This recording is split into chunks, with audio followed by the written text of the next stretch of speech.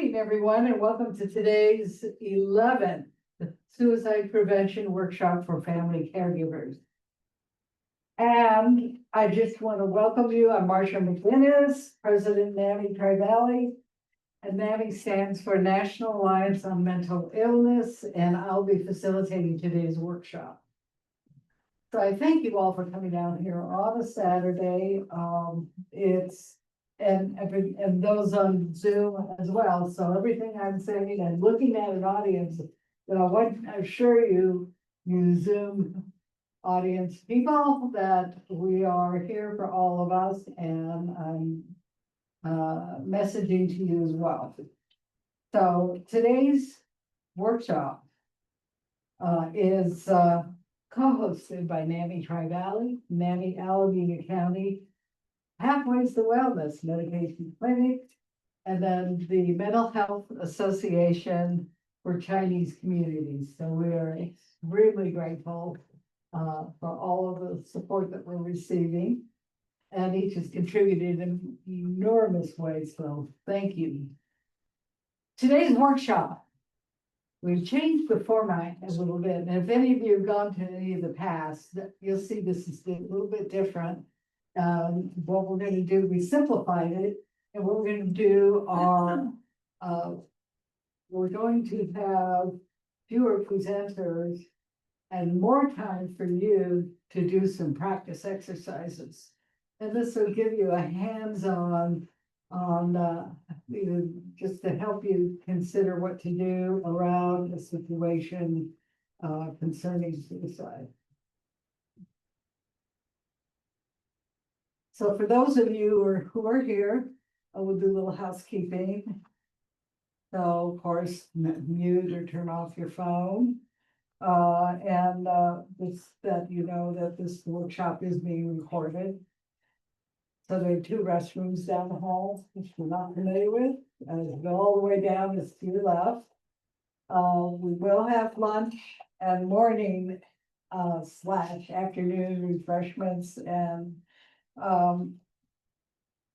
this is really important. If you need to step out, our office is unlocked and just down the hall. If you just need to take a breather, you can do so at whenever you want to do this. So, and that goes the same with the Zoom audience. If you just need to step aside, take a deep breath, come back into it, that's perfectly okay.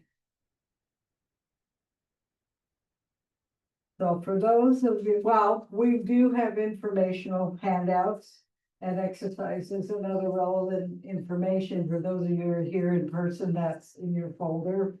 So we'll be putting the instructions and so forth in the chat, and so those of you on Zoom can access it. So we do ask, I believe there's a Q&A. Quinn, is there a Q&A on this, or is it a chat box for any questions? They can type it in the chat. Okay, so if you have any questions, Zoom participants, put them in the chat box, and we will try to answer during the workshop as time allows. Thank you. So there will be, for the in-person participants, a morning break and lunch. You see, the workshop will not be as long as it has been in the past. And then finally, just to keep in mind, today's workshop is an informative educational forum and is not intended to diagnose or provide therapeutic services. So. Next slide.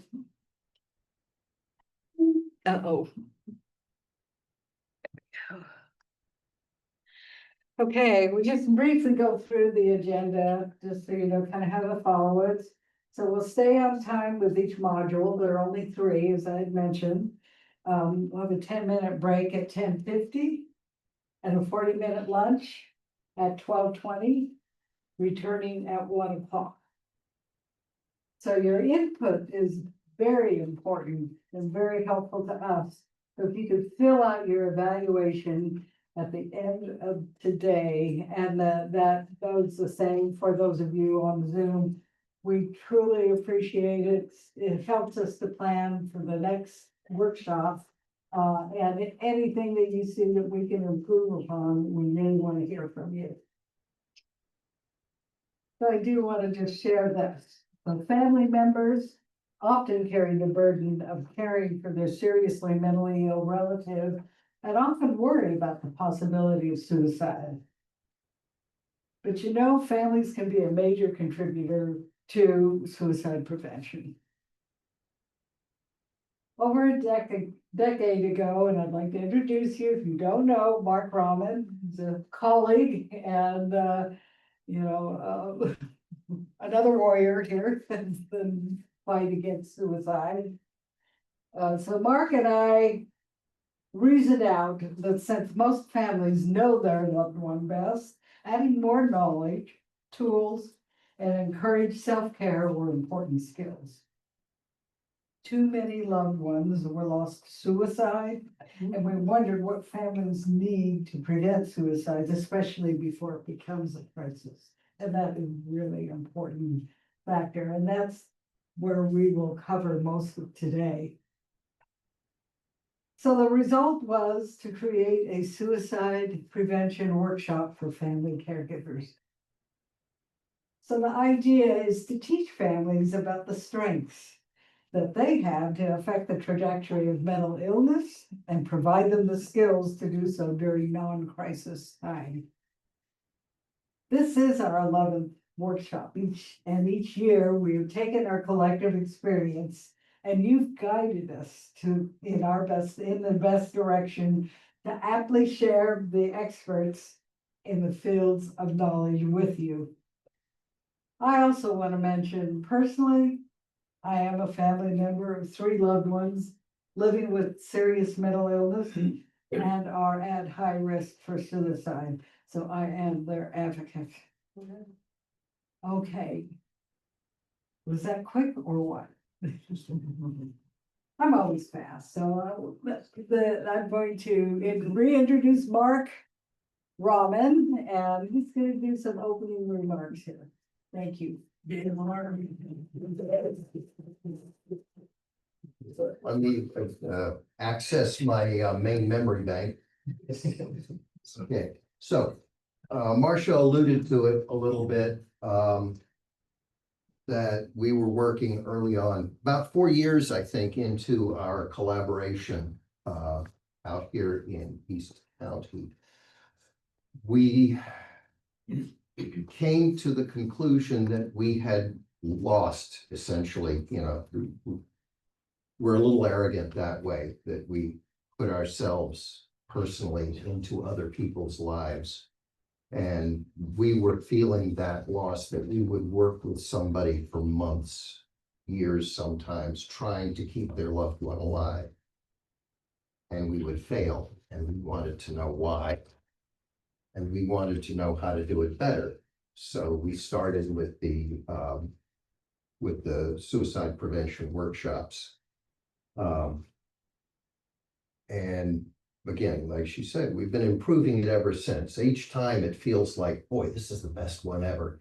As we get new people and new ideas and just put it all together. And this one, I think, is going to be the best one ever. And it is different. This one is different. Different in a couple of ways. We focused on sort of a region of what we want to deal with, and that is the families, how they can manage to be in the job for a long time, and how to be good at it. That's what we're focusing on, not so much your loved one and what's in their mindset and what some of the clinical stuff is, but we're looking at the families and how they can do the best job possible. So, and to do that, we have to address a lot of unmet needs. So frequently families are not included in a lot of the clinical things that go on, especially if your loved one is not signing a release of information. You don't get to know what it is. So we're here to try and provide you with the structure that you'll need in order to do the best job you can. Okay, so, and this goes for me too, been experienced it all. When you first get into it, you feel helpless, powerless. You feel like you just don't know what to do. You don't know where to turn. You're clueless. People give you these things, gratuitous advice. You don't even know who's got good advice and such. So we're here to do something about that. We're here to give you back your power. Okay? We're going to empower you. Because at the end of this, we want you to know that you're able to do something. Instead of nothing, you can have some effect on what happens. Okay? You're not going to be able to cure anything, but you're going to be able to have more effect than you had before. And one of the important things to consider, this is a statistic, there are 168 hours in a week. If you are lucky, if you are really lucky, you'll get 1 hour with a therapist in a week.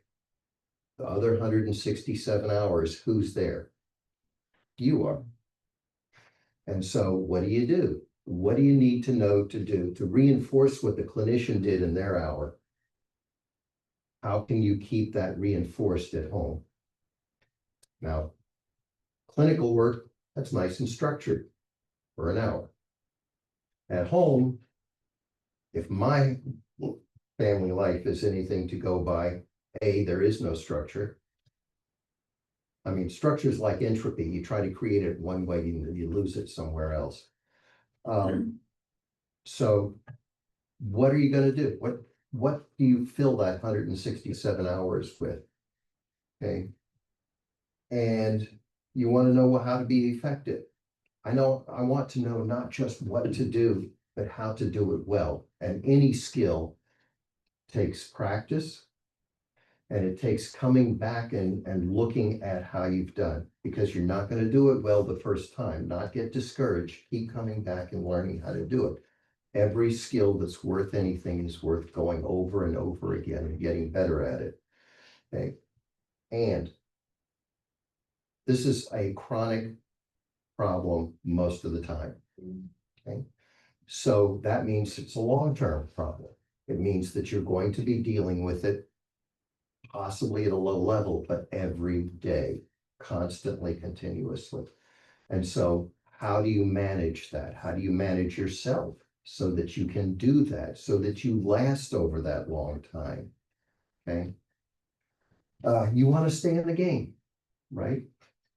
Because what I know from our early experience when Marsha and I were first starting doing this is that it's that moment, that one moment, you lose track, the mindfulness is gone. You're just so tuckered out and so tired. And that happens because caregiving comes down to one person unless you work at it real hard. Okay. And nobody, and I mean nobody, survives 24/7 caregiving. Not going to happen. So the question is, how do you know what to do over the long haul? How do you keep yourself in the game for that whole time? And let me say, when we get to the part about building a safety net, it's really important to try and keep yourself from going on your own, to move it up. I know what it is like to know what to do and not have all of the wherewithal around you. Because I was out of the house, my wife was off doing something when my younger daughter took her own life. And we hadn't noticed the signs. We just were so busy with so many other things and we'd lost track. And while we weren't looking, it happened. So I don't want that to happen to you.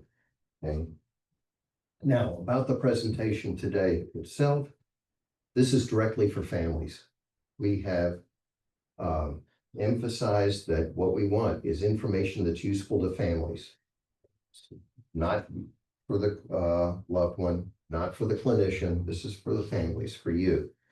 Okay, and it's for the long term. It's to help you get through, to give you real tools. You want to make sure that they're, like I say, you have something to do that will have some effect. We want to change the odds. We can't cure anything. We can't make sure it never happens. But we want you to be able to change the odds so it's less likely to happen. And we want you to know at the end, if it does happen, that you did everything you could. There wasn't anything that you left on the table that you should have done. We want you to know everything you can do. And overall, taking the whole day into consideration, we want you to understand the structure of caregiving, because that's how you're going to protect yourself best, is to have a structure for the caregiving so that you've got regular plans, schedules, things, the functions that you know that you need to do. So is to provide you with the knowledge that you know what to do now, but you'll know what you need to do tomorrow and the day after. Okay. And how are we going to do that? Well, we got this wonderful team together today to give you these presentations on all of the things, and they are just the best people we've ever met. And each one of them has their own unique story, background. If you get a chance, have a conversation with them. They're all wonderful people and interesting, and just who we would pick every time to be here today. So we're a little ahead of schedule. Oh, darn. Yes. This is good. Once We I have ran out more, of things to say. more Q&A. And so I'd like to introduce now Brian Laurence, who's going to talk about this. Try to live up to, thank you so much, Mark. Good morning, everybody. If anyone needs to take a quick restroom break, I'm a man over 50, I have next back to the restroom. But if anyone needs to do that, or even during the presentation, I won't take it personal if you need to get up, because we won't be doing a break till I think 10:50 or so. But yes, it is such a privilege to be here. Let me know when I'm hold on myself. It's okay. I I need more coffee. My name is Brian Laurence. I'm a licensed, currently, what I currently do is I'm a licensed marriage family therapist at a private practice in Pleasanton. But in the life before, I was in law enforcement for 30 years. My life before that, I was in the US Army. My life before that, I was a teenager with my own problems. I was not half of the class in high school that made the top half possible. I was not college material. Father was a firefighter. My mom was an X-ray tech and stayed home and tried to wrangle her 3 kids. And so the Army here. Went to the military police corps because I was interested in getting involved in law enforcement, but you couldn't be a police officer until you were 21, but the Army took me at 18. Active duty, had a deployment to Central America. First experience with death and trauma at the age of 19. The younger we are when we experience trauma, the more it has an impact on us. I got out of the Army and I put myself through a police academy, did 30 years. I worked for the Union City Police Department, and eventually did my last 20 with the Pleasanton Police Department and retired as a police lieutenant. And it was towards the end of my career, I worked a lot with families in crisis, worked a lot with the juvenile diversion programs, police explorer programs. You know, if you ever read bios on therapists and see what they specialize in, usually we have some experience with that growing up. So trying to counter some things that happened to me when I was growing up, making the world a little bit better place. It was during that where I met these wonderful folks from NAMI Tri-Valley, along with the multidisciplinary forensic team. Met a lot of consumers of mental health services, and figured after 30 years of being a police officer, that was going to be enough. But I wasn't ready to sit on the beach in Hawaii, right? It sounds nice, but I think after a while that would get expensive and boring. So I, while I was still working, I it's kind of unusual to be in law enforcement and to become a therapist, right? When you think of a police officer, you don't actually think of, a caring therapist, saying, help you work on your problem, we're here to triage, take people to jail and move on. But the experiences I'd had, having my own therapy, working with the VA, and also in the therapist program, you're required to get your own therapy, right? Which was very helpful. So really became an advocate for that. The other impact for me too was like everyone here, we have our professional side, but we have our personal lives too. And I had family members and relation with serious mental illnesses, and suicide was a risk factor too. Also have a number of colleagues. I knew more law enforcement officers and veterans that died of alcohol and suicide than died of combat line of duty deaths. And it is an epic problem, not just for first responders, but for folks out there. And so for me, long story short, it is a privilege for me to be here to pass on maybe just a little bit of what I might know. And hopefully will be helpful for you. I hope to have some time for questions at the end too. See, do I do the clicker or do you do that? I'll go ahead and just, I have my own all you have to personal do is talk. You do? Listen. All right, so as Mark had said earlier, a note from our legal and ethics department. I have a small practice. I don't have my own legal and ethics. This presentation, it is indeed intended to provide some general information about considerations related to our self-care. It's not offered as or intended to be any form of psychotherapeutic treatment. However, I will be talking about a lot of things I do as a clinician because it might be helpful for you to know, especially since I do cognitive behavior therapy, very popular form of therapy, to kind of know what some of the therapeutic models and interventions are out there. You are encouraged to seek out professional help if your circumstances so indicate. I read a statistic, it said 40% of us in our lifetime will be diagnosed with a mental health condition. There's this one thing called an adjustment disorder, right? Clinically marked distress in occupational, interpersonal, educational functioning, resulting in anxiety or depression due to something that's currently going on or something that's happened within the past 6 months. Well, if you've had grief, divorce, loss of a job, just growing up nowadays, many of us can have a difficult time adjusting. And if you're dealing with a family member who you're worried about, right? There is a lot of anxiety there, a lot of depression, thought that we might not be able to deal with that. And it's currently ongoing. So if you're finding yourself having a hard time, that's normal. You may not feel it. Next slide, please. All right, so the brief overview of self-care for ourselves, why it's helpful to help ourselves, how to help others, and how to help ourselves. So it almost sounds kind of Yoda-like, doesn't it? All right, so first off, impact of caregiving on physical and mental health. I don't need to tell you this, but this is important to normalize what we go through when we have a family member who we're worried about. Caregivers are indeed a population at risk. Higher levels of depression, higher levels of stress and frustration.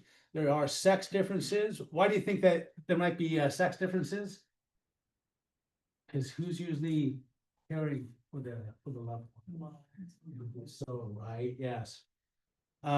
Increased likelihood of using substances and engaging in other harmful behaviors. How do we cope, right? Negative coping strategies that we can get involved in. Reduced overall physical health, right? We're not taking time to exercise, doing things for ourselves. So much of our time and energy is going into taking care of our loved one. Well-intentioned, absolutely well-intentioned, but we tend to not take care of ourselves. Chronic conditions such as heart disease, cancer, and arthritis, nearly 2 times that of non-caregivers. Wow, that's almost a public health crisis in itself. And finally, again, lower levels of self. Next slide, please. So what are some things that we can do? First off, supporting a loved one or a friend with a mental health condition. This is from NAMICalifornia.org. First thing we want to do is we want to learn what we can about their condition and its treatment. It's very helpful to know what a person's diagnosis is. If you also know what their medications are, why is it helpful to know what somebody's medication? What do we often hear? Someone's on psychotropic medications and they're off their meds. Why do people do that? Because they just don't want the treatment. Side effects, absolutely. Many medications have negative side effects before they have positive side. For example, some bipolar medications actually cause weight gain and lower sex drive. Well, I don't know about you, but that does not sound fun. If that's going to do that to me, I'm going to be tempted to discontinue that medication, to not have medication adherence. So it's very important. We'll talk about this in some other side. We withhold judgment. There's usually a good reason why somebody might not be taking the medication. Sometimes you really have to work with their provider if you can to find out what that right combination might be. Showing interest in their treatment plan. What's a treatment plan?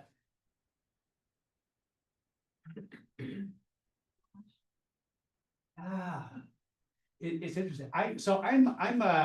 Do you think maybe being former law enforcement, I'm kind of a structured guy? I think so. So I actually provide treatment plans to all of my clients. I use a program called Simple Practice, and generally as a therapist, within 3 to 4 sessions, you want to have a treatment plan for your client. Some are brief, some are really, really detailed, but a treatment plan is basically a roadmap of, hey, here's what I believe the diagnosis is, and here's where I think we should be going. But I share that with my clients for a couple reasons. One, a lot of my clients pay money privately, right? Then they'll submit to their insurance.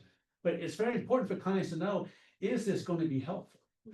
80% of the success in therapy has to do with developing a good relationship with your therapist and the hope that you have for therapy. Common factors model. Only 15%, maybe I shouldn't say this, only 15% has anything to do with any sort of technique I might use. 80% is a relationship you have with your therapist and the hope that you have with their yes. So it's very important to have that good relationship with the therapist. Many times, folks very close to me maybe tried to see a therapist and did not have a good experience, right? And sometimes with a real negative experience, we don't want to go back again. So it's really important. Therapy is about fit. So if someone's not having a good fit with a therapist, medication not working, try to encourage them to do it. But treatment plans are, with my treatment plan, I actually talk about general goals and then how we're going to get there. And I actually talk about theories that I'm going to use, A, B, C, D, E theory. Because Mark said it so well, 1 hour a week, it's actually 50 minutes. So I mean, it's not even, it's like 167 point something hours where you don't have that time with a therapist. And that's if you go once a week. Many times it's every other week, every 3 to 4 weeks. So it's really important to know what type of work is the therapist. So encourage them to follow their treatment plan, express your support out loud, right? And as boy, remember, support is not control. What do you think I mean by that? Or when I say something like be responsible to, don't be responsible for. What does that mean? Support is not control. Empower them, let them drive. Yes, yes. The responsibility is not on you. You can encourage. And a very, very helpful saying for us therapists is we never want to be working harder than our client. Now, this is helpful in our relationships too. Never want to be working harder than my child, never want to be working harder than my spouse, right? We need to be careful because this is very important, life and death, right? We have anxiety about things that are important to us. So if we're worried about someone, we can tend to get really involved with them. But remember, that support is not control. Viktor Frankl said that which we resist persists. If we're pushing too much, we might get some resistance. And we'll talk a little bit about how we can. Striving for that atmosphere of cooperation, trying to have a sense of hope, which can be difficult too, right? But optimism can be a force multiplier, right? Even inside where we might have our doubts, but those verbal expressions of hope can be really helpful for people. Listening carefully, right? Striving to resume those normal activities, right? Those, you know, we come into these situations, parenting relationship, what we have and don't have, but we have to have these other parts of ourselves outside. And also trying not to push too. All right, so, supporting a loved one, friend with the mental health condition continued. Taking steps to keep yourself and then safe. What do we mean by that?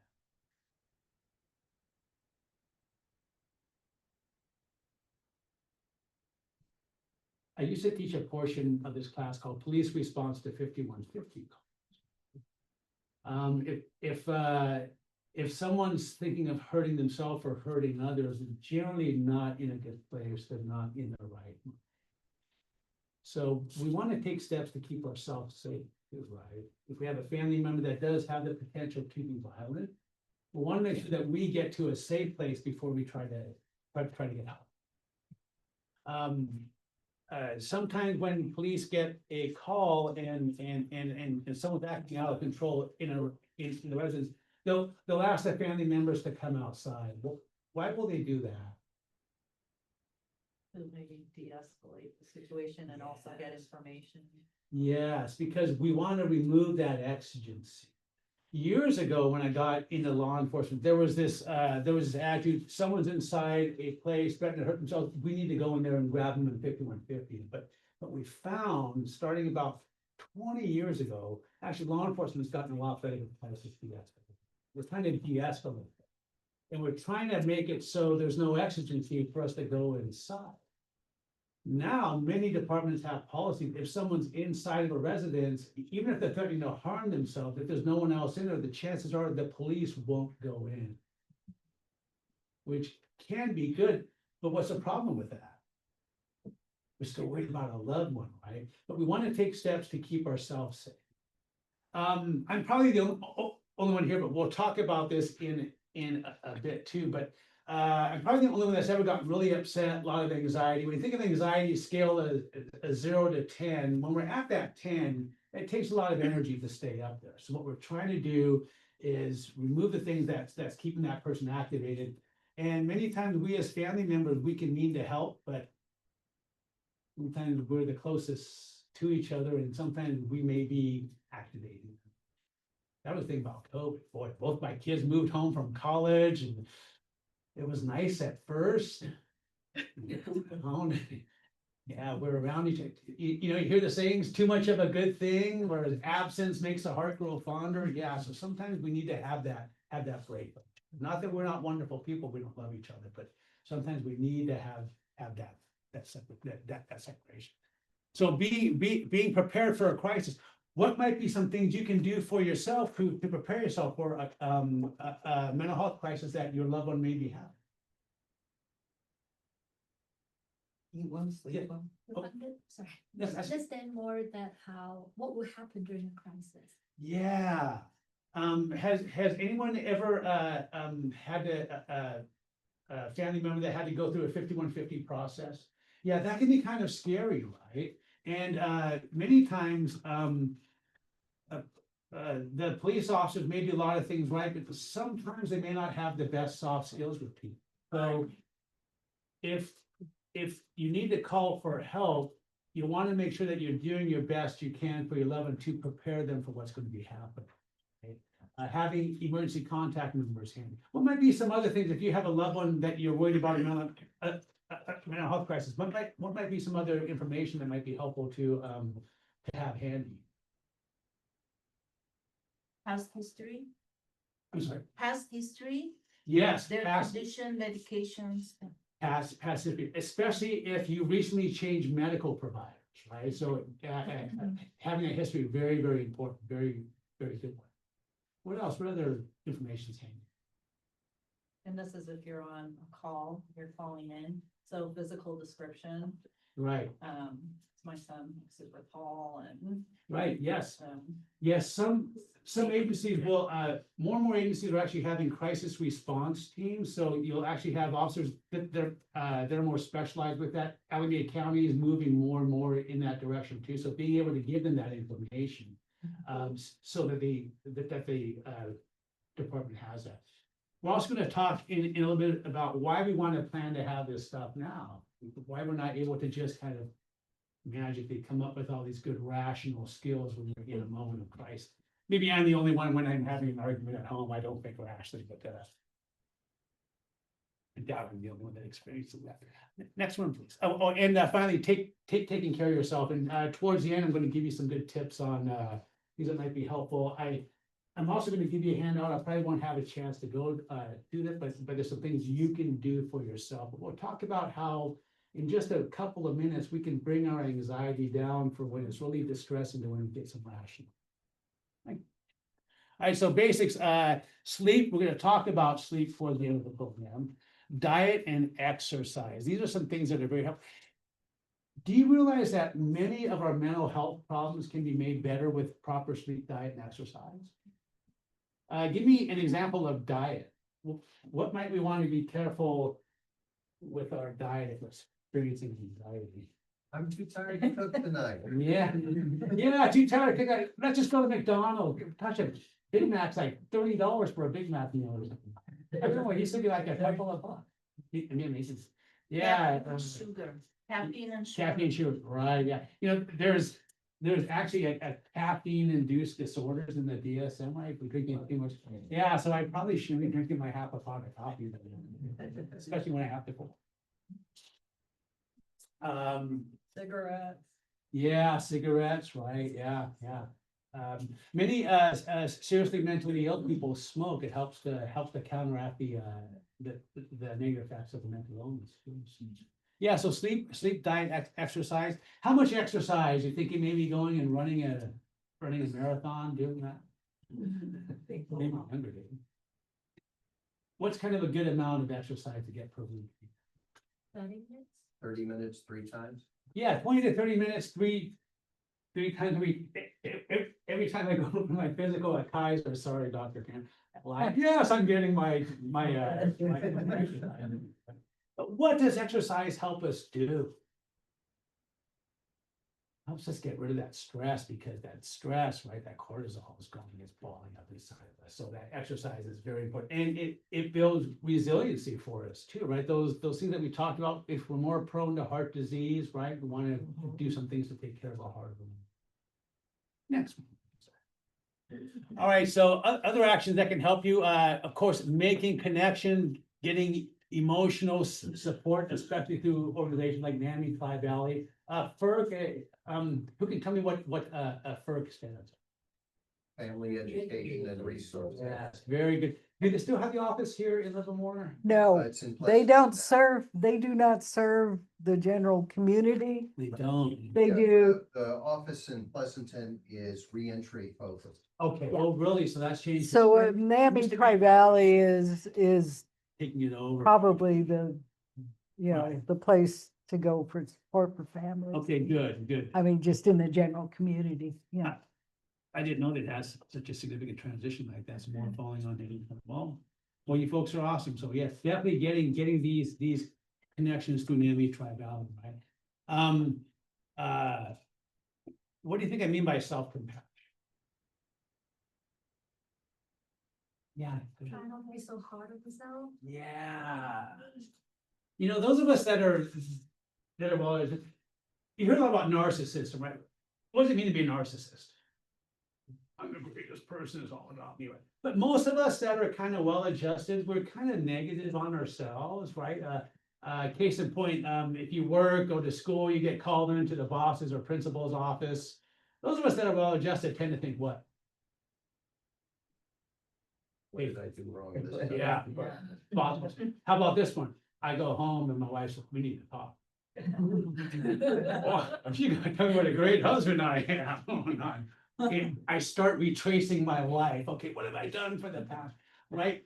We tend to be hardest on ours. It's normal to do that. But one thing you can do if you're starting to be hard on yourself, I love this third person stuff. You're thinking this about yourself. What would a trusted third person? What would a trusted person? So having self-compassion can be really helpful. Seeing your doctor, right? Definitely making sure that we're taking care of our physical health. And yes, I do go in for an annual physical, so I do try to practice what I preach. It's very important. Get that blood. No one likes going to the lab. I get it. I know going to the Kaiser lab, you have to sit there, you have to check in. It's like 35, 40 minutes of your life, and then we get back again.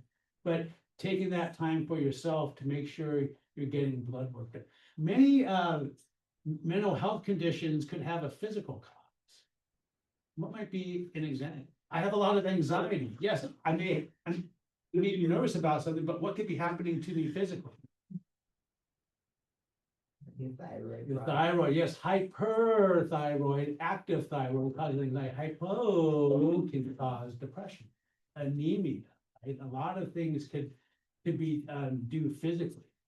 So there may be some environmental things going on. There's a biopsychosocial components of mental health. So there could be some biological things going on, especially if you have a family history. That's why any clients who fill out my paperwork, I always ask about family history of medical conditions, mental health disorder. If you have a family history, then you may be more prone to that. So it's important to get that treatment.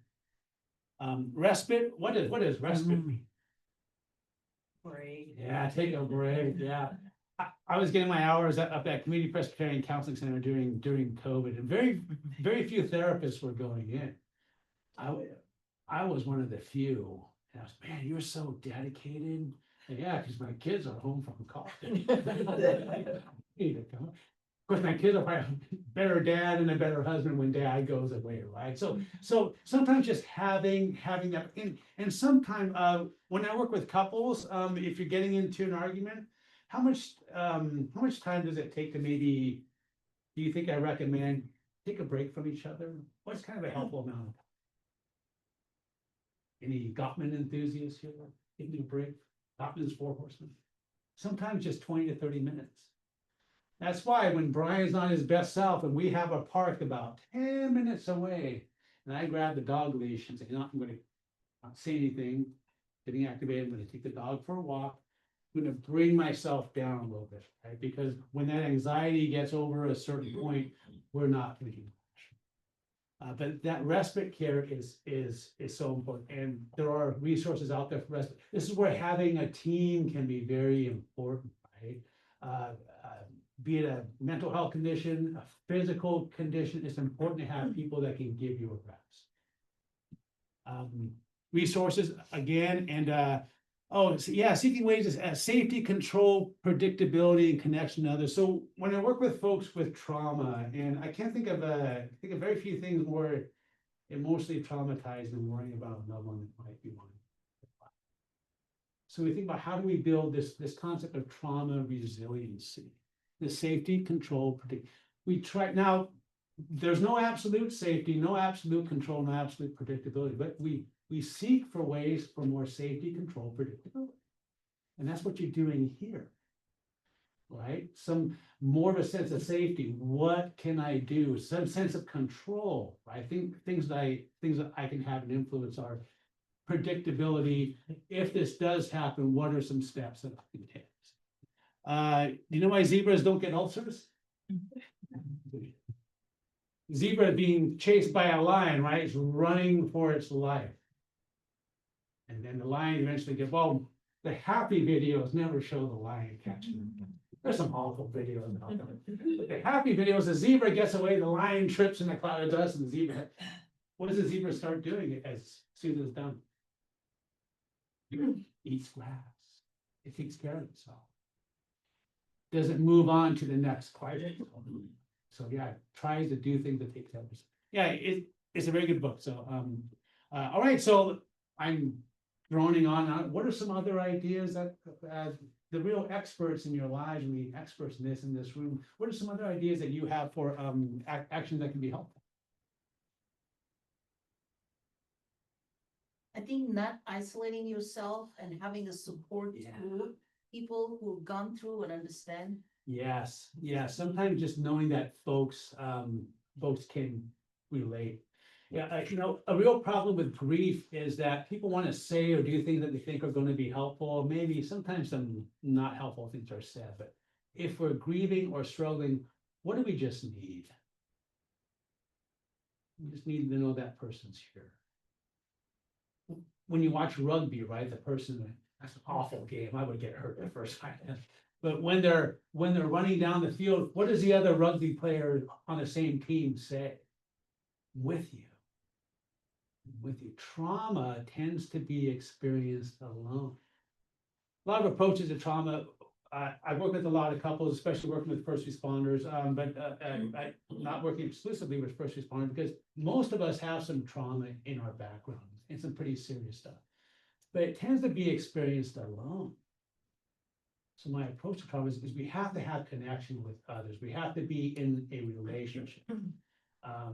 And Gottman talks about we can either turn away from each other, we can turn against, or we can turn towards each other. So if you're struggling, finding a person that you can turn towards, I think what Susan Johnson talks about, linking arms against the dragon, right? Feeling like there's somebody that you can face the dragon.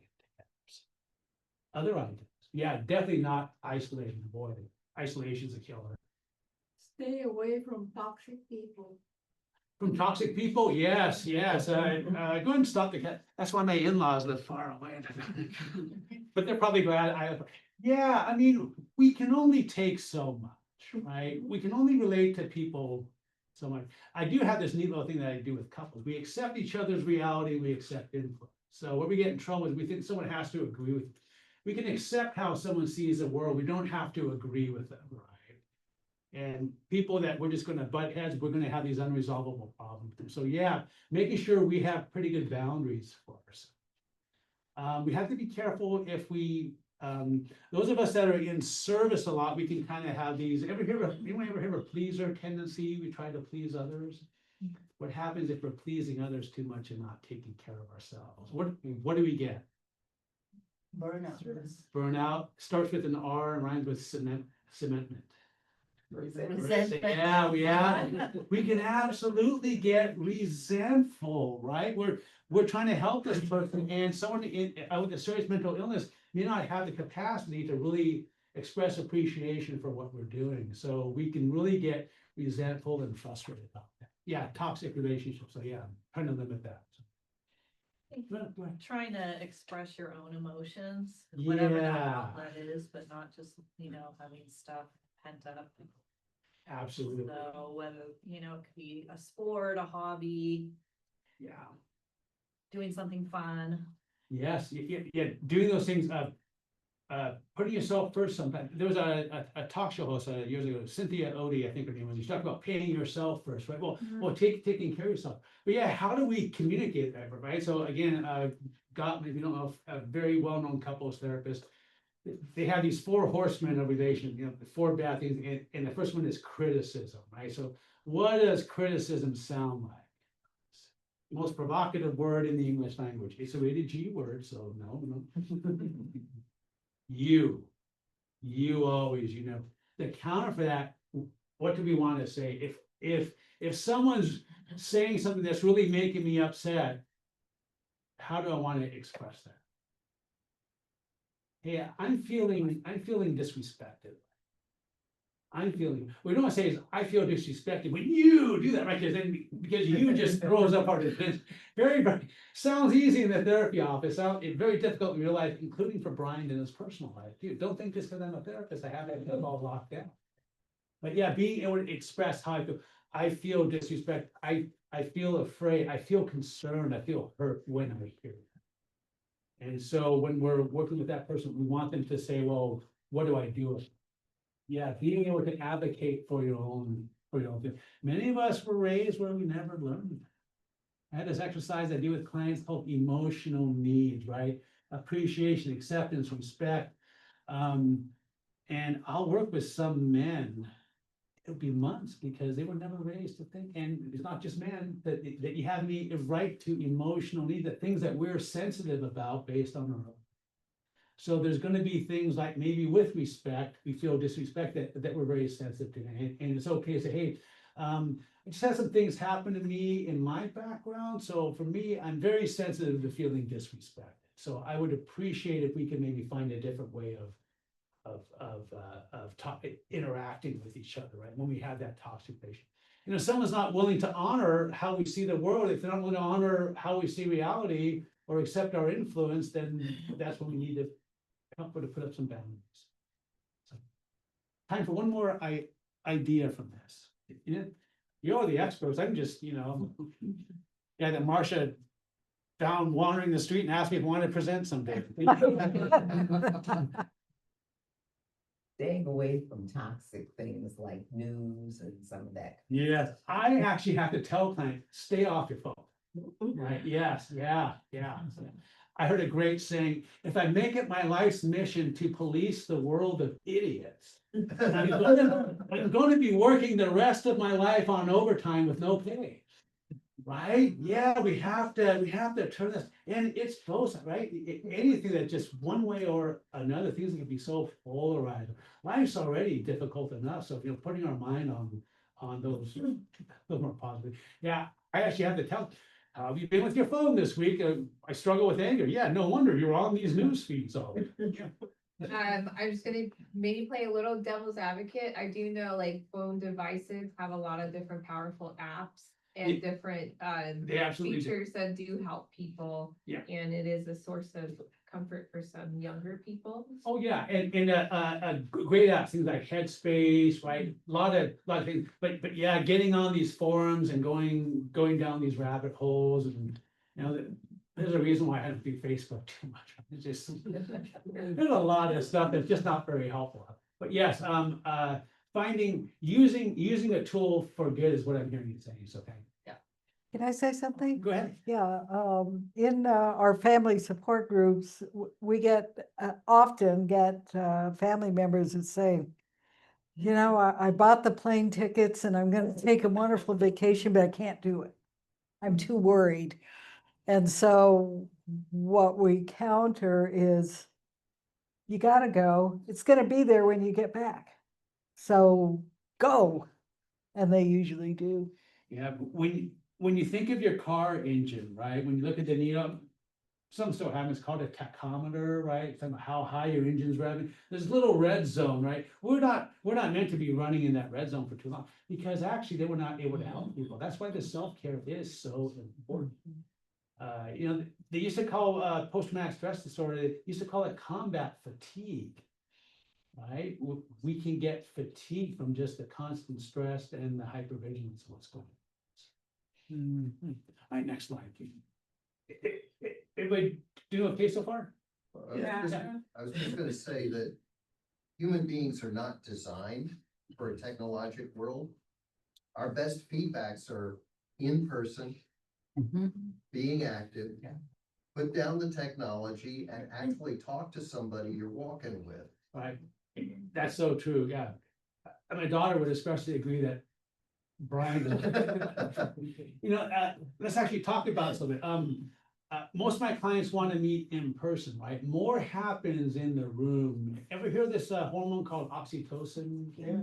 Called the snuggle hormone, right? Actually, Preston, wrote a book on psychopharmacology, made ridiculously simple. Very good book. You want to learn about medications. There's some really good guys out there. They talked about there were autistic patients, right? Difficulty with facial recognition.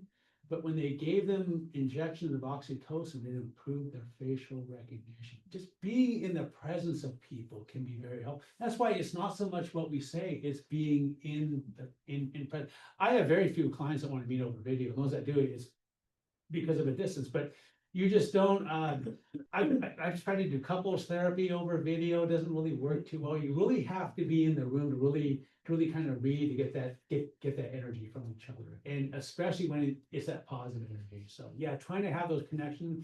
Obviously, if you're concerned about health, absolutely making sure you take measures for yourself, but trying to be in connection with people. Okay, all right, Brian, but if you were my therapist, right, these are those hypotheticals, right? So of course I don't do therapy, but it's, many therapists are really reluctant to talk about, to even tell people outside of their office that they're a therapist, because they're worried about something happening or establishing a therapist-client relationship. I'm not doing that here with you, but I'm here to provide you some good information and some hypotheticals, things that I found helpful for you to consider. Carl Gustav Jung, oh, this is so helpful. We cannot change anything until we accept it. Condemnation does not liberate, it oppresses. Condemnation does not liberate, it oppresses. That which, Viktor Frankl, that which we resist persists. versus acceptance. Many times, anyone ever hear of Carl Rogers, Rogerian therapy? What is his approach? You know what his whole approach to therapy is? It's unconditional positive regard. And how nice is that? Unconditional acceptance. No matter what you might be thinking, unconditional acceptance for that person, right? So, next slide. Please. All right, so some things that I do with therapy that can be helpful. Oh, all right. Fight or flight. Who can explain what fight or flight is to you? I don't know. I'm experiencing every day. I experienced it walking in here. Oh my gosh. Public speaking, the most common fear in the world, even above death for some people. Because Jerry Seinfeld would say that means that the person in the casket is better off than the person getting the eulogy because we're so afraid of public speaking. Yeah, fight or flight. What is our fight or flight? How have you heard it taught? Yeah, go ahead. Like when you're facing danger, perceived or real danger, you treat it as something that it's really like you need to fight against it, and you won't just run away. Yes, yeah. You know, human beings are the only one given a chance of fight or flight that will stay and fight. Animals are actually smart enough to get out of the dog. Isn't that amazing? But yes, and you said something very good, had to do with feeling unsafe, but we tend to think it's physically unsafe. Someone's going to beat me up, right? I'm going to get hurt. But so many things are threatening to us. How? Emotionally, right? Emotionally threatening. So anxiety, think of a scale of 1 to 10, right? 1, I'm doing great, not a care in the world. 10, I'm just beside myself. Where do you think rational thought starts to shut down? The scale of 1 to 10. 8. What? 8. Yeah, actually, you're right. 8 is when we're pretty much not thinking rationally. Yeah, right along about a 6 or a 7 is when it starts to shut down.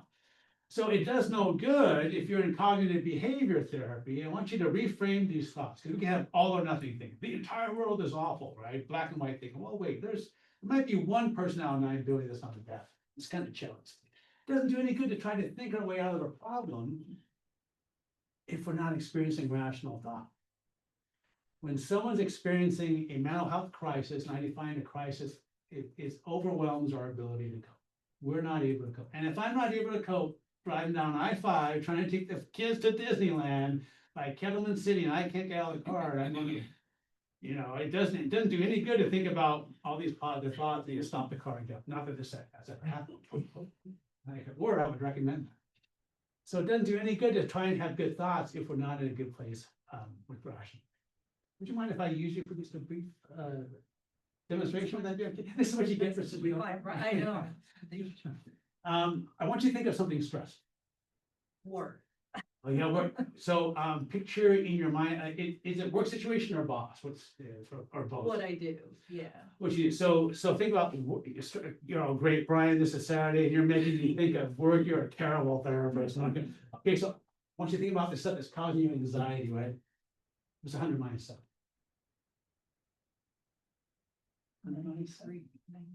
93, good. What's 93 minus 5?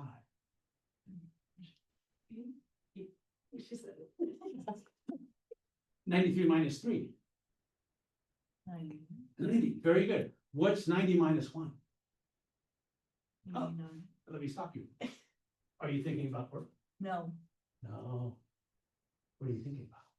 just the problem that you're. Yeah, giving me. you're getting your mind on something else. Curiosity and anxiety cannot coexist. It's a simple grounding technique, right? Ways to ground ourselves, right? Anxiety, and by the way, post-traumatic stress disorder, anxiety-based disorder, right? Anxiety, curiosity cannot coexist. So if you're starting to get into an anxious place, you want to find a way to ground yourself. Now, for some of us, like again, I told you about my academic history.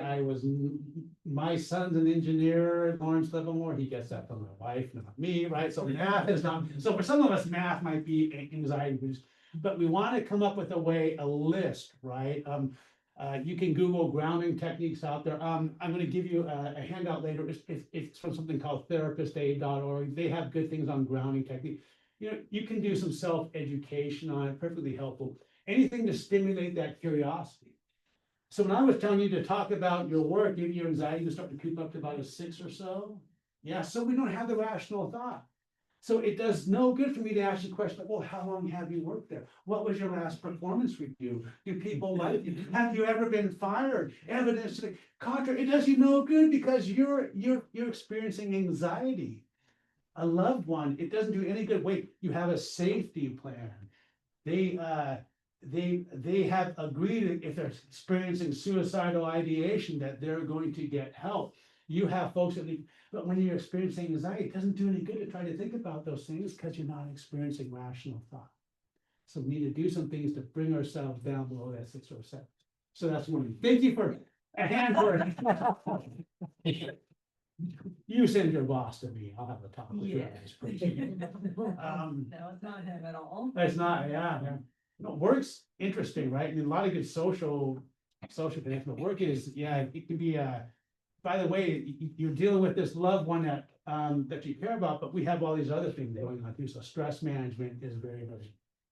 All right, so early warning signs, physical symptoms. What might be some physical symptoms of fight or flight of this anxiety? What might be some physical symptoms we might be experiencing? Racing heartbeat. Racing, yeah. Why does our heart rate increase? There's something wrong with us. You're preparing for exertion. Preparing for action, exactly. I'm minding my own business, happy. I'm afraid of public speaking, and I get an email from Mark Rahman. Hey, Brian, suicide prevention workshop coming up. Oh no, Mark's gonna make me speak. Right? Yeah, we can heart rate up. Our body's preparing for action. Muscles, loosen up. We will loose or we tense. Yeah. What if some of us carry all of our tension in our back? Oh, I hate it, the back. My wife's back is perpetually knotted, not because of me, because of the kids. So yeah, muscle tension, your body's getting ready to fight. What happens to our stomach? When we relax, we start to have stomach trouble. Yeah, your body's getting ready to get rid of stuff it doesn't need because it's something. But here's the problem. With something that's emotionally threatening, and we may just be kind of used to this stressful situation. It's not like there's a person coming to us across a parking lot with a baseball bat. We can sure. No, sometimes this stuff just creeps up, and we may not be realizing we're experiencing anxiety. So we need to be in tune with ourselves, and we can't do that if we're not taking care of ourselves. Because if we're not taking care of ourselves, we're not going to be able to help someone down the road. We're not going to be in a good. We may not even be here. Remember those increased mortality rates for caregivers, right? All right, so physical symptoms, thoughts, catastrophe. What is catastrophizing? Former police officer, 30 years, I think I'm not a bit of a catastrophizer. But what is catastrophize? Making a mountain out of a molehill. Yeah, or picture the absolute worst case situation. Now, we're not here to minimize either, right? So I have a loved one who's threatened suicide. We absolutely have to take that seriously, right? I would go to calls in patrol, someone's barricaded in the house. I have to plan for the worst. We have to be prepared for the worst. But catastrophizing means the worst can happen. The worst is absolutely going to happen. Or it may or may not. The worst may happen, but I have a plan. I have support. I have things that I can do. I've done my best, like what Mark said, I've done my best to try to help this person. But yeah, these are called, sometimes they're called irrational thoughts. I'm real careful with calling a thought irrational if we've experienced something traumatic, right? Because it makes sense. You've been attacked in a parking lot at night, a woman, why would you want to walk across a dark parking lot? That's not irrational. I prefer cognitive distortion. Something bad happens, something absolutely will happen. Experiencing anxiety, though, we're not able to counter these thoughts. We're in fight or flight mode. What we need to be able to do is find a way to bring ourselves down and think something bad could happen, but it might not. Monday may be a bad day, but I've had 1 or 2 good Mondays in my whole career. Maybe this will be the 3rd one in 30 years. Feelings, right? What are my early warning signs for feeling this? Because when we're starting to get up on that curve to about 5 or 6, we want to start doing things to counteract that, to stimulate that rational thought. So coping skills, 4-count breathing, right? Who can tell me what 4-count breathing looks like? You breathe in 4 hold, 4 out, 4 hold. 4 count. Right. Release. Breathing in through our mouth or our nose? No. Yeah, for some reason the nose is more common, right? now I'm older, so maybe I do 3 count, because I don't have the lung capacity that I used to have. Right? What can be helpful is, this has never happened in my marriage, but let's say it did. Let's say I was getting upset and my wife told me to calm down. That does not work. Does that ever help? No. How about this? Why don't you just breathe? Just breathe. Is that helpful? No, that implies judgment. But what we can do if we're in a good enough relationship, we say, hey, why don't we breathe? Together. Breathe. Hopefully I brush my teeth. They drink 5 cups of coffee. So sometimes just a couple of breaths alone can start to bring us down. Grounding technique. What's a grounding technique? You're paying attention and what we did. There's mental grounding techniques. There's physical grounding techniques. Who's seen the greatest Christmas movie of all time, Die Hard? Die Hard with Bruce Willis? Remember what happened when he first gets to LA and he's nervous and that one passenger, was he telling him, I take off my shoes and I walk around and what? Make fists with my toes, right? So physical grounding techniques, things that connect us physically, right? Okay, maybe Elf is the best Christmas movie. My daughters tend to think it's not. So any sort of physical grounding technique, but visual grounding techniques. There's just one called 5 Things I See, right? Or using all 5 senses. 5 things I see, 4 things I hear, 3 things I feel. Like I'm sitting in the chair, I can feel the chair, I can feel my pants against my butt, sitting in the chair, I can feel my feet in my shoes, anything when we're starting to lose rational thought, it doesn't do any good to try to think about all the things that we have in place. Rational thought doesn't work. We need to bring ourselves down so we can stimulate rational thought. Asking questions is really good for that. Someone's in a crisis, asking questions, giving them options, right? Stimulating rational thought. Social support, right? Family, friends, family, colleagues. And again, seeking out professional help if you're experiencing really marked distress. Like it's, who can tell me what ADL stands for? ADL. Very good, activities daily. So if you're not able to work, right? If you're having a hard time coping with interpersonal relationships, right? Therapy can be very helpful. You know what? A lot of what I do in therapy is just normalized. All right. Okay, so you experience this horrific thing in your life. You have a loved one that's talked about hurting themselves. Yeah, it would make sense you would have anxiety, but we think we should. I should be. I was like, don't should all over yourself. I should be able to do all these. We have to be careful with that. Normalize that this is a very difficult thing and accept it. Accepting that we can only do so much and we can't do it alone. And my doctorate level advice from therapy, if it's helping, do more of it. If it's not, try something different. Gee, Brian, I'm paying you all this money. I could have looked that up in a fortune cookie, right? but it's really, if it's helping, do more, whatever's working for you, unless it's causing self-harm or harm to others, it's working for you, try to do more of that because you're different from other people. And if it's not working, try that something different. Next slide. All right, so but about that shame and guilt, right? Acceptance. If you live anything past basic elementary school, we're going to have things in our life that we regret. We're going to have things that happen that we're not happy with. We may have some things that we're ashamed of, or things that we felt we could have done better. You know what the only real antidote for shame is? Acceptance. That's what I love about the Serenity Prayer, right? Accept the things I cannot change. But then what can I do about this? Because you're not the same person. A person never steps in the same river twice. We're always a different person. You have different coping skills, different abilities. But we can have a present day reaction to our past too. And I suppose if we live for 200 years, we could live from all the stuff that we could heal from all the things that happened to us, but it's not going to happen. So we need to be acceptance and watching out for that all or nothing thinking, be our own worst critic, because we all have our things we've done wrong, but we've done some things right in life too. But if we're in deep depression or high anxiety, we're not thinking about them. That's why it's important to get ourselves to a place and to take kind of inventory. Hey, these are some things that we do wrong. self-compassion, right? Boundaries, responsible to, not for. What do I mean by that? Being responsible to, not. I understand. I come home and I have, in all because I've done nothing bad or wrong today. I've done nothing to make my wife unhappy. Kind of rare. Hey, you know, you live with me. Brian's got a lot of strength. I go home and my wife is just, she's real quiet about it. Hey, how you doing? Fine. You want to talk?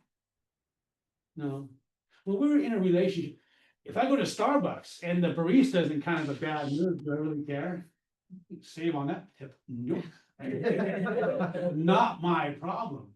But when we're in a relationship, we care about it. So if I'm feeling responsible for my wife, what might I start to do? Push. Yeah. She's making the bed. You can't put that stretchy sheet thing over a mattress with one post. Can I help you? Can I help you? No, it's fine. No, let me help you. And pretty soon we're getting in an argument about me helping because I'm feeling responsible for it. What does responsible to look like?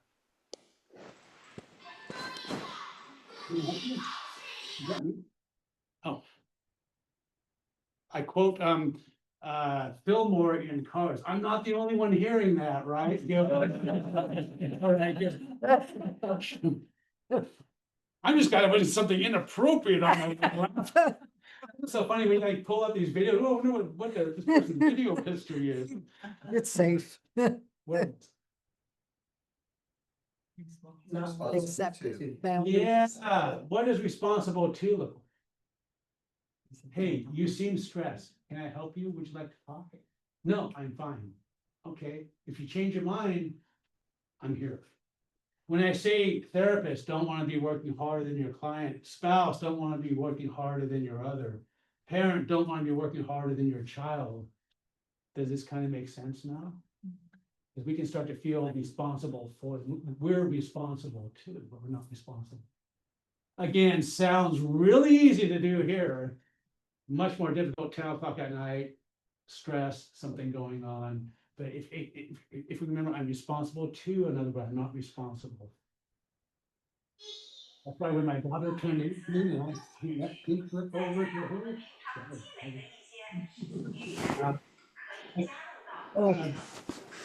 What would a trusted friend? All right, what might be some other thoughts that you would have on this shame and guilt? What's been helpful for folks here, kind of navigating life? What's been helpful for you? This is great.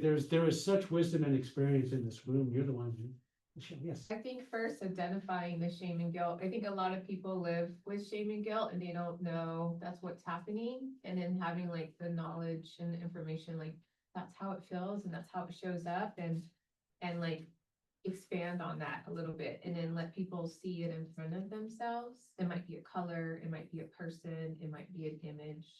Right, yeah. Being able to name that first, that is such a good point, right? We can just carry around this kind of vague general sense of guilt. Well, Yeah. what am I really feeling? And what is my part in that versus what did I really not have? That's very important. We can get resentful too, if conversely, if we think that it's all the other person, well, what was my part in that? You know, okay, maybe I own that, maybe I need to get some resolution of things. Yes, go ahead. I think just not engaging in like perfectionism and that syndrome. And I know for me and my family, like my son at one point before he was diagnosed, he was on this career track. And, you know, especially his dad was like, this is, you know, it's everything he worked for. He's doing great. And that vaporized. And now he's in a completely different work environment. Yeah. I was really happy. But I think just realizing like you can't have that to the outside, like it doesn't matter how you look, don't strive for perfectionism. Yeah, that perfectionism is a killer. Yeah, then what's going to be good enough? And also processing that grief. You know, grief isn't just about death. Grief is about a loss of something that could, I mean, you have plans for what your family is going to be and who you are. We can have a sense of grief and that's okay. And when I work with clients, the ultimate goal of grief is we develop a new relationship with what's been lost. That's our ultimate goal, right? But yeah, so much of life is based in grief. And that's okay, and it's okay to be sad about losing something or someone that you cared about, including a career, including what it could have been, yeah. Right, absolutely, good, you know, great, thank you. All right, next one here. All right, so we've hit some of these, how to deal with feeling overwhelmed. This is from the National Institute on Aging.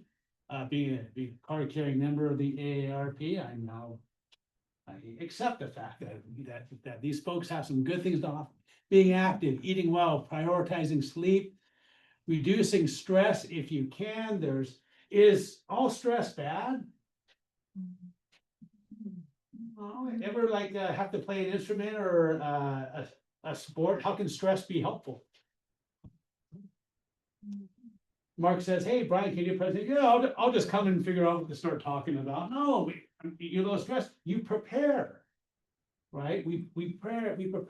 If you're stressed about your family member, what can you do to prepare? What can I do? Put my energy into so I feel like I've got a bit of a better handle on this, right? Yeah, but trying to reduce the unnecessary stress, like staying off of social media stuff that just amps us up, right? Making time relax, man, this is a difficult one. Even just time for conversation with our partner. You know, the average parents, they spend 15 minutes a week talking about non-logistical things. You know, yeah, Brian, you're not telling us anything. Exactly. We need to prioritize that time away from that. And yeah, watching out for that perfection stuff's going to get left in. What are the absolute things that I have to do? What are my non-negotiables that I have to do right now? So, yeah, again, keeping up with your own health, reaching out for support, take a break if you need it, and being kind to ourselves, right? You know, treating ourselves a little bit, right? Next slide, please.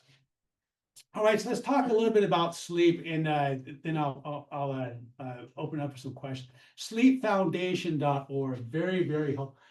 If you need these slides too, Mark, you're welcome to send them to people if they need them. I'm gonna put my phone number up. Since it's being recorded, we'll post it on Perfect, great, the good. NAMI Tri-Valley YouTube. And you can access that through NAMITriValley.org. Good, absolutely. Yeah, so invest in a better mattress and bedding. Boy, I sound like it, but it's so true, right? You know, if we're waking up during the night, and if we're not getting back to sleep within about 10 minutes when we go back to bed, that's uninterrupted sleep. We need to get into that deep sleep and a good mattress and bed. So for those of you that wait for that excuse to go out and buy that $10,000 sleep number, well, Brian said it's okay. Blocking out light. Let's talk about light, right? What is our natural sleep hormone that our body produces? Sometimes we'll take a supplement. Melatonin, very good. Did you know that the World Health Organization has classified night shift or graveyard shift as a carcinogen? Fancy word for causing cancer. And I was reading into it, and it's because when we're working at night, there's this artificial light. Are we meant to be up at 2 a.m.?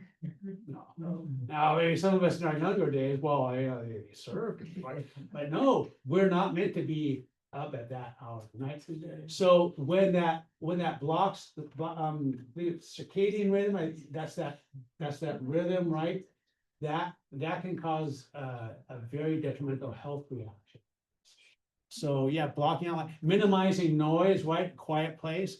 Setting that thermostat to 65 and to 68. Good luck last night, man, like 80 degrees. $10,000 a month, right? But yeah, trying to have a cool place. Getting at least 7 hours of sleep each day. Wouldn't that be nice? Yeah, but try to get 7 hours each day. Set your alarm. This says for the same time, I recommend try not to get off your sleep schedule even on weekend by about an hour. That's why the shift work is so. Anybody here work shift work? It's awful, right? So when you're working shift work, if you can't help but be tired, does being fatigued affect our mood? Yeah, so when I'm working with clients, especially first responders, and they're on shift work, yeah, let's deal with what you have going on, but let's also see when you get on a different shift to see how that helps the problem. The sleep disruption, it's huge. It can cause a lot of anxiety, a lot of depression. Keeping naps to at least 20 minutes. Boy, I hate this one. I like my 40-minute nap. 20 minutes. Why do you not want to go past about 20, 30 minutes for a nap? Different hormones start kicking in. I'm gonna have you come up and teach. You're absolutely, things happen to our body. Our body is designed in a certain way, so we want to be careful not to throw off things that we're not supposed to be doing. So, yeah, thanks, Mark. Trying to relax for 30 minutes before bed. This is why if we're going to have a conversation about what lighting do we get in the kitchen or something stressful, not do that before bed. But we have to find a way to deal with that. Can we take a break from this? If you got an avoider partner, don't just wait, we'll talk about this later. No, I need to talk about this now. It's getting late. How about we talk about this tomorrow morning, setting a time for that follow-up, right? Someone wants to, loved one wants to deal with something, maybe they're, maybe someone have, maybe some mania going on, wanting to deal with. We'll talk about this, but we're gonna compartmentalize it. Compartmentalization is not all bad, right? We can be over here. Yeah. Let me finish this up here. Yeah, let me attend to this. Okay, now I can give you my full attention. Timing is so important. That's why I walk in and my wife hits me with something where she says, hey, when might be a good time to talk? Let me prepare myself. Just having that time to prepare. But yeah, trying to relax 30 minutes before bed. Disconnect devices an hour before bed. Who's guilty of this? I just want to see what's going on. Why do I care what's going on in the world before I go to sleep? I'm going to go to sleep. Let me assume. Yeah, this is a huge, not just because of the blue screen, but what is getting on our phone? It keeps our mind active, right? Trying to get 30 minutes of natural light exposure. So we're past the summer solstice, right? So the days are starting to get, the days are not short enough yet. Not as far as I'm concerned, with 100 degrees out there. I'm happy if it's 50 degrees and dark, I can sleep better. But yeah, try and get 30 minutes of natural light exposure during those winter months.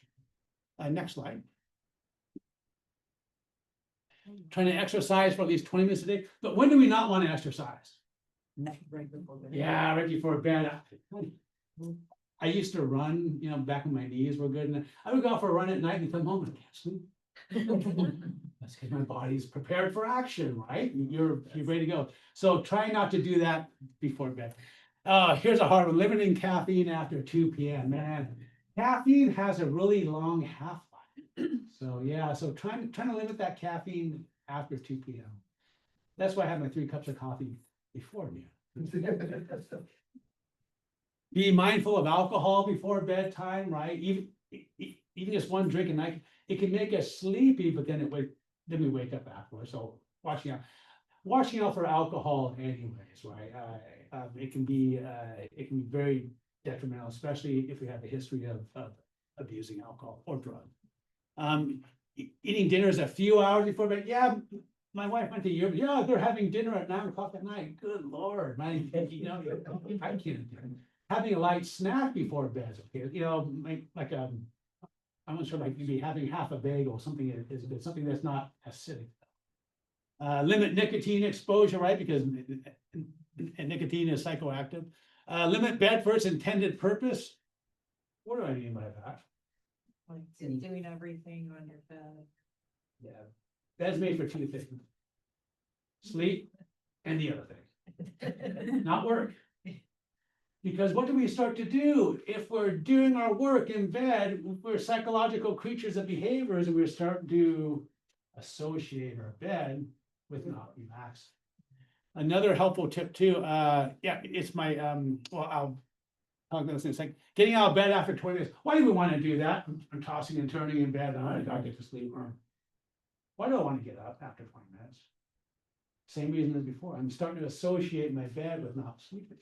If I get up, I go downstairs, lay on the couch. For some reason, that different environment, my mind's in a different place. But if after 20 minutes, if you can't get to sleep, try changing your environment.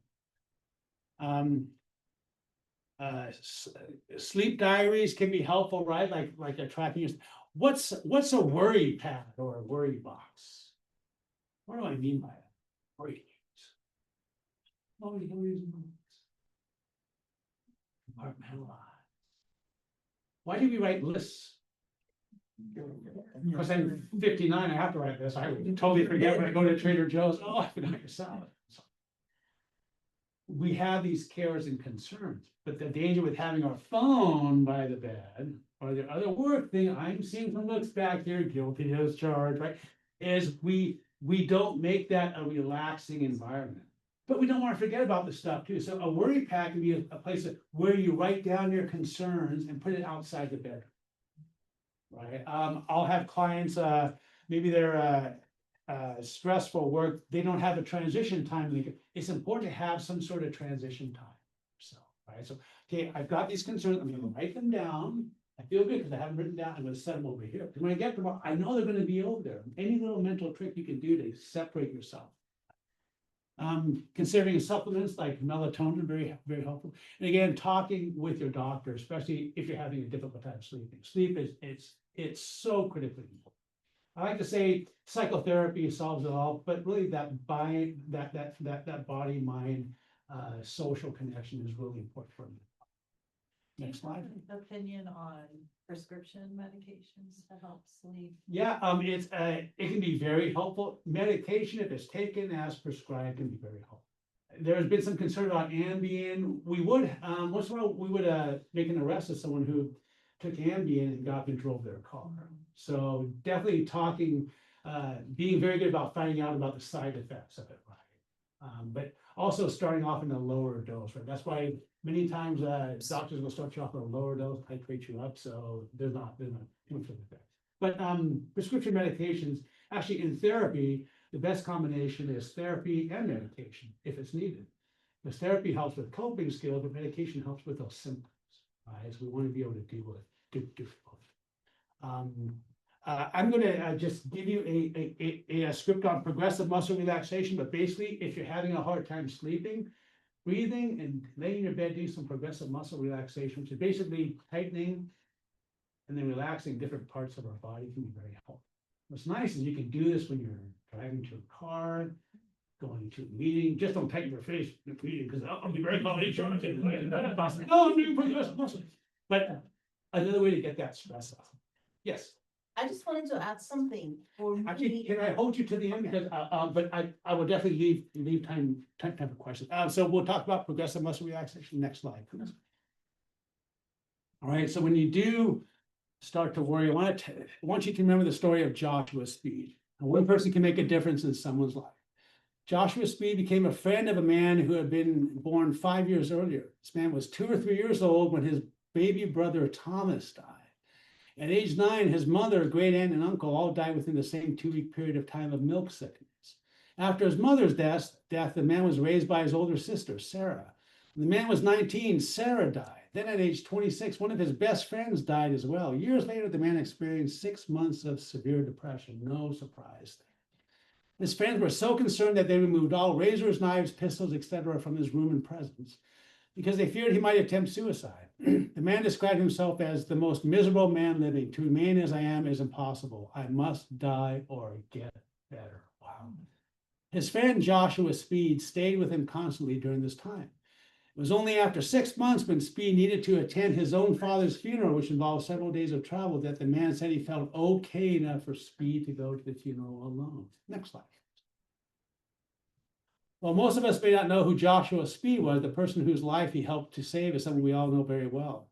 His friendship with our 16th president, Abraham Lincoln, seemed to have helped save Lincoln's life.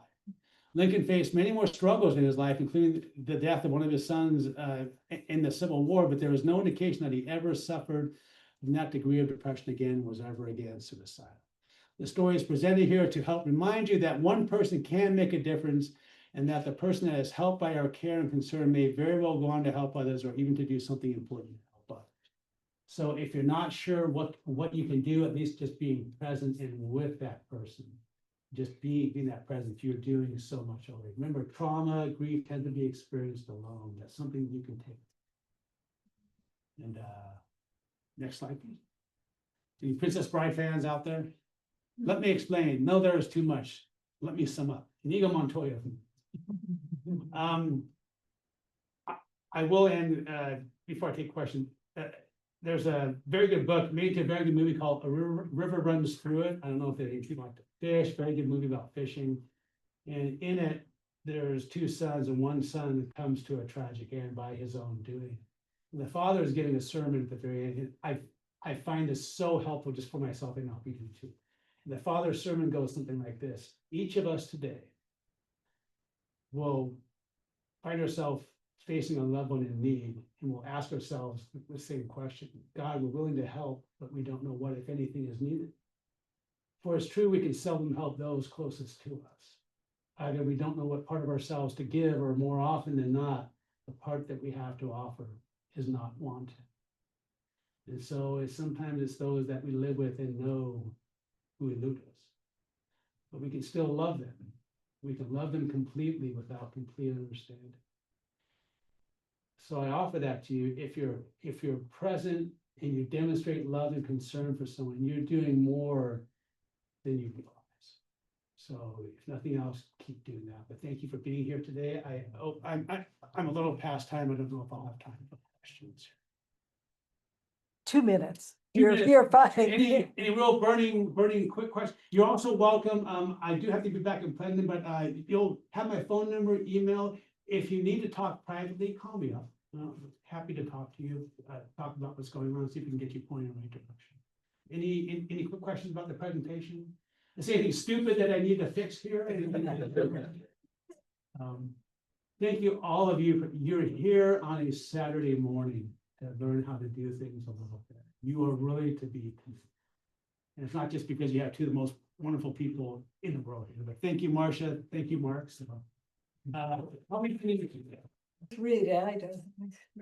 That's okay, you don't need it. Okay. Who's with Crisis Support Services, Alameda County. She's been a frequent presenter of ours at these workshops in the past. We are so honored to have her come back. She's great. And then, am I introducing? You'll have yours a little later? Yes. Okay, excellent, okay. Right. So it is with great honor. Thanks. Here you go. Hi, everyone. So we're punting here a little bit because we, two of us have done the same presentation. And we were just, that's what we were doing is we were looking at the two, I'm sorry, I forgot your name. LaShelle, thank you. You'd think I know it by now. LaShelle has done the same presentation that I was planning on doing because I was confused about the topic. So we're going to talk a little bit about suicide in general, just overall. I do have a couple of things I want to share with you around safety planning as we get there. So some of this I'm going to go kind of quick over, and then we'll just get through this. Please ask me any questions as we go along. I think in order to really develop a safety plan, we have to understand a little bit about what a person is experiencing. Some familiar faces in the room. So what people are experiencing when they're suicidal.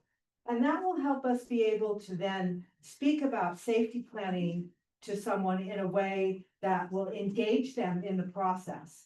Because it's wonderful to talk about a safety plan and tell someone you need to do this right now because it will help you save your life. And it's a whole different thing if they're going to do it or not. And so our goal is to be able to really engage them in the process. And one of the ways to do that is to be able to understand more about suicide in general. So although safety plans, I just want to say this right up front, safety plans can be used for other things other than suicide, other types of mental health crises. So for example, you can use them when someone is struggling with alcohol and they don't want to use alcohol anymore. You can develop a safety plan kind of specific to that. Looking at the triggers that make you want to drink and things like that. Same thing with self-harm, drugs. So there's lots of ways that you can implement a safety plan with a loved one that will give them the support that they need. But before you can do that, you got to understand what's got them to the place that they're at right now, which is often, we're going to focus on suicide, okay? Because that's often what it is. Okay, this, I apologize, this is a little bit dated because, we had to punt. So what we're going to do today is talk about suicide. We're going to talk about suicide prevention. Talk a little bit about the suicidal mind. What happens to someone who's thinking about suicide? Is it that they really just want to die? Or is it something else? And it's something else most of the time. Okay, and that's where we can tap into the engagement when we're working with a safety plan. Okay, why do people take their lives? We'll talk about risk factors and warning signs. Then I have a 5-step action plan that can lead into right into that safety planning. When you do these 5 steps, the very last step, which is step number 6, is talk about a safety plan. Okay, talk about what that means. So again, this is a little bit dated. I apologize. The only number you actually really need now for crisis, mental health crisis, is 988. The rest of the stuff on the slide is sort of irrelevant at this point. 988 has been around for about 3 years, and we've taken, I think the increase in, and I don't have this just off the top of my head, but the increase in calls is quite dramatic from having this 988 number. However, that said, there's still a lot of folks that don't know about 988, so we need to get that word out.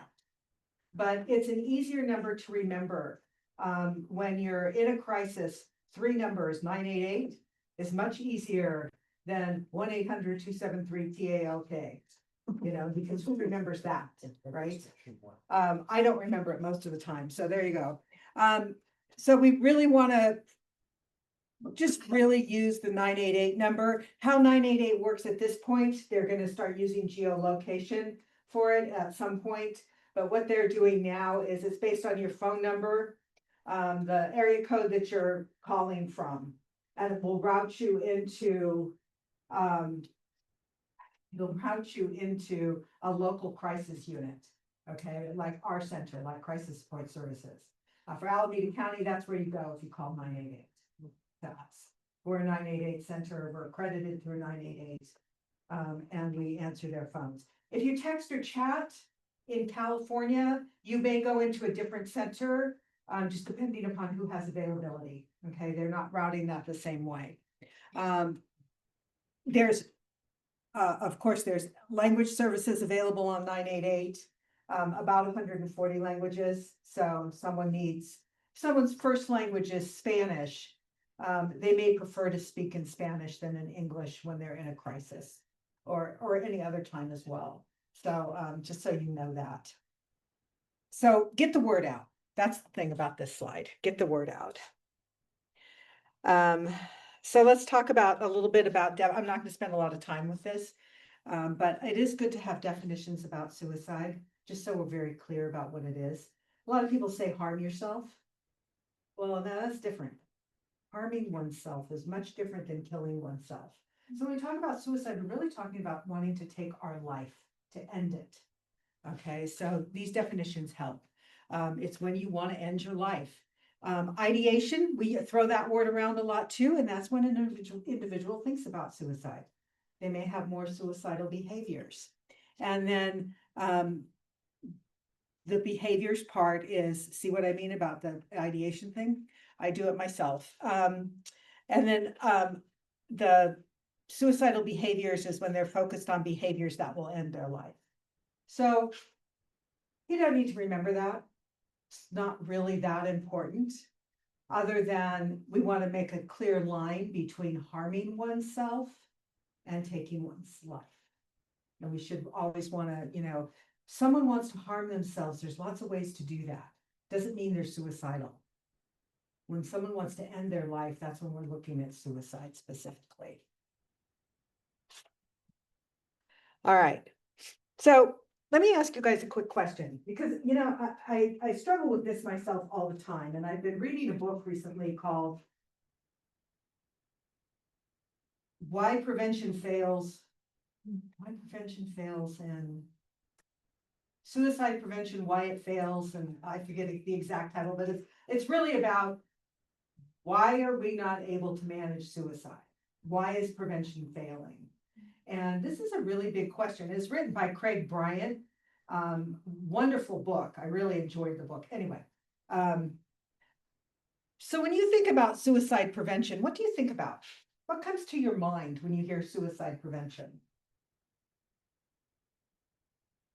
Nothing? What Not can we reason. do to stop? How to prevent? How to stop it? Mhm. Yeah, absolutely. Not a There's no one shoe signs. fits model, I'm sorry, go ahead. not a one shoe fits model. Yeah, thank you. Yeah, somebody else had something to say? How to recognize the signs of someone who's considering suicide. Right, how to recognize those signs. Excellent, that's what suicide prevention is when we think about it kind of in this open way, but I think it's a whole lot more. And we need to be more conscious of that. And again, this is all gonna tie back into how you create that safety plan with your loved one. How do you do that? And we have to be able to look at suicide in a much broader way than we have before. Suicide prevention is not just the national suicide crisis lines.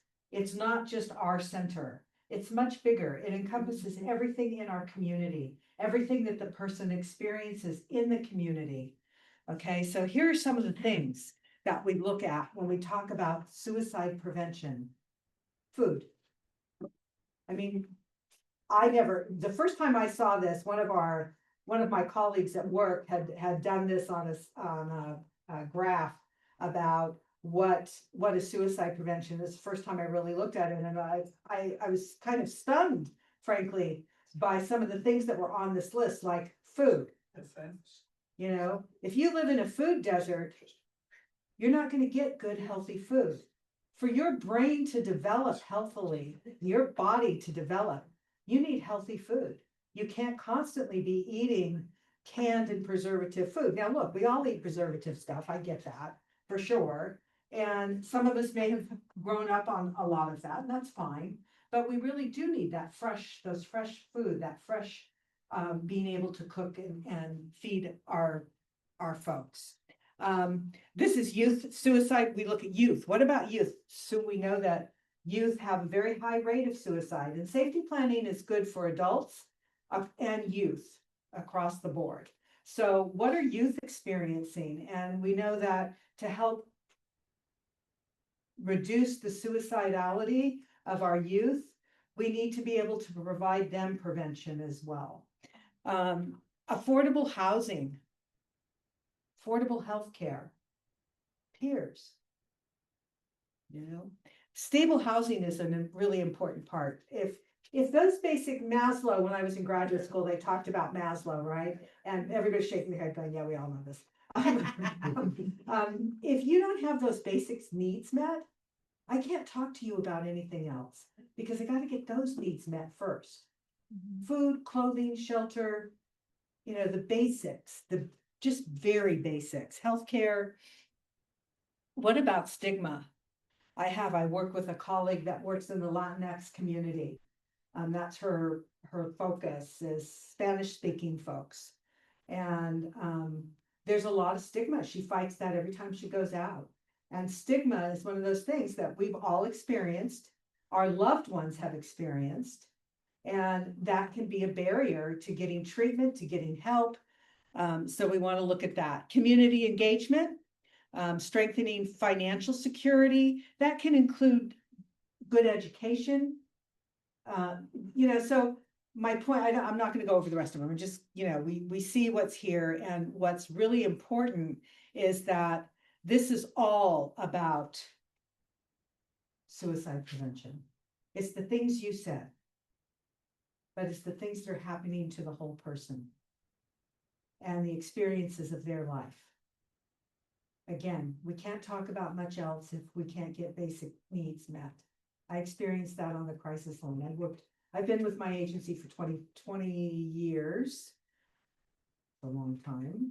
And one of the things I experienced on the crisis line was if someone was unhoused and calling us, there wasn't really a lot that I could talk about as far as like the higher level stuff, right? I had to find a place for that person to be safe for the night. You know, I had to find a place where they could get a meal. Those were the important things at that point. Not the other more lofty things, if you will. Because those are the things that have to happen first. So we need to know what's happening in a person's life. We need to know what's going on with them. There are some key points to suicide prevention. One of the things that I think is most important is to have dignity for a person who has experienced suicide. So often someone will not want to talk about their suicidality because of the way they're treated, because of the way people treat them and they look at suicide. Oh, it's just attention seeking. I had that happen to me just recently. Someone was suicidal that I knew personally.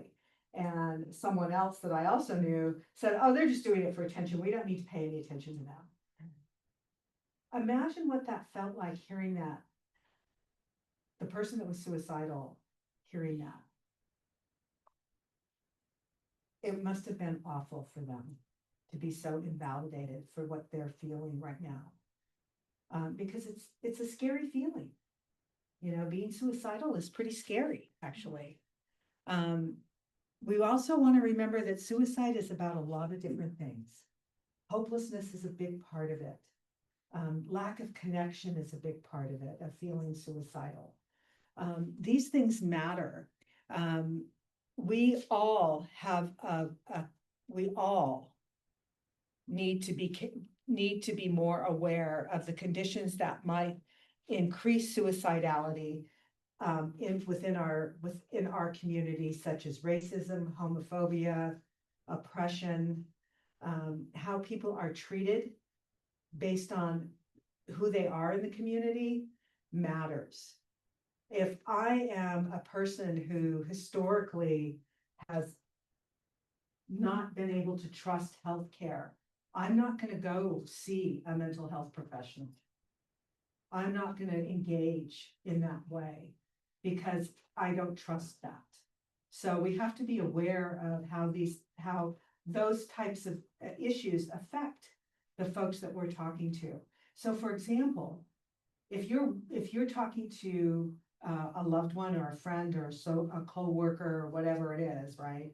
However we meet in the community, and this person has had experiences of racism, they're not going to talk to you perhaps as openly as someone else might because of those experiences. And so we saw this in healthcare around COVID-19 vaccines. When the vaccines were offered, there were people within the communities, especially communities of color, who were resistant to getting those vaccines because they lacked trust in the system, because they've been historically marginalized in the system. And so that's the same thing when we talk about mental health as well. People experience that and then they don't want to engage with mental health professionals. And that's why one of the reasons that that's important is because it gives you an opportunity to connect with someone and offer them a possibility of support without being a medical professional. I'm just somebody that cares about you. I'm not a doctor, I'm not a therapist, I'm not a counselor, I'm not any of that, unless of course you are, and then that's a different story. But you have that opportunity to connect in that way, and that can bridge that stigma that we're talking about. We should be collaborating with everyone around suicide, and there is, I don't know how much y'all know about this, but there are big collaboratives that we are involved in suicide prevention. Our agency is involved in. I know NAMI is involved in some of them because I see Marsha at some of the meetings. And you know, that's the collaboration that has to happen. That collaboration includes activism for the bills to get money, because that's what we want from the government. There's been, and from the county as well. Just recently there was a town hall meeting or a community meeting to talk about how we're going to spend some money on mental health in the county. And so I know our agency was there. We submitted questions about how this funding was going to get spread out. So those are important important strategies to keep in mind as well. All right. Any questions? All right, I'm gonna show a video. I'm gonna give a disclaimer. This can be a pretty heavy video. It's called The Morning After I Killed Myself.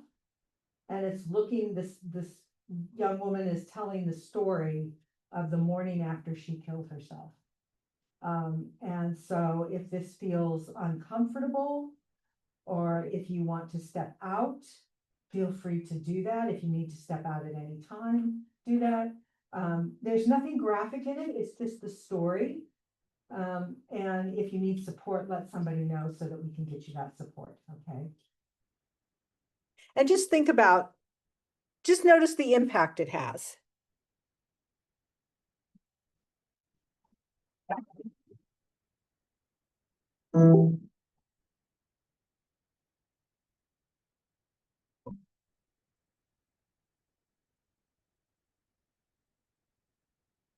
The morning after I killed myself, I woke up. I made myself breakfast in bed. I added salt and pepper to my eggs and used my toast for a cheese and bacon sandwich. I squeezed the grapefruit into a juice glass. I scraped the ashes from the frying pan, rinsed the butter off the counter. I washed the dishes and folded the towels.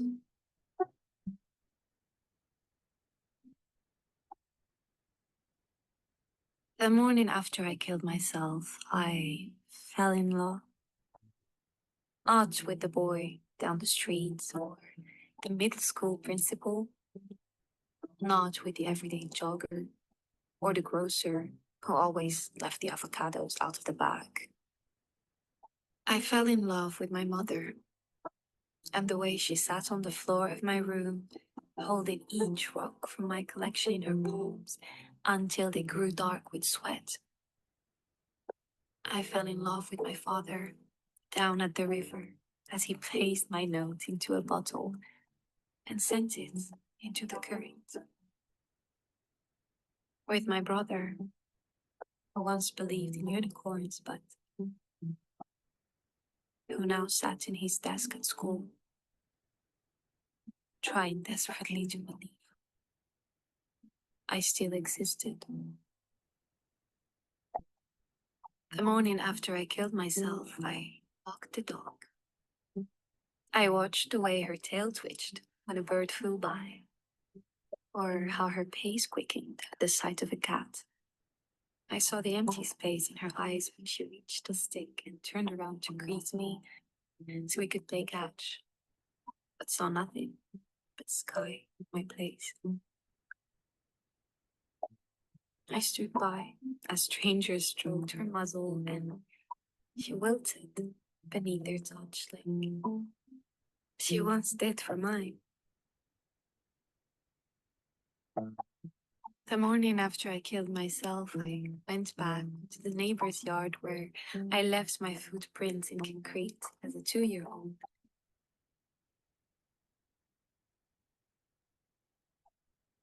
And examined how they were already fading. I picked a few daylilies and pulled a few weeds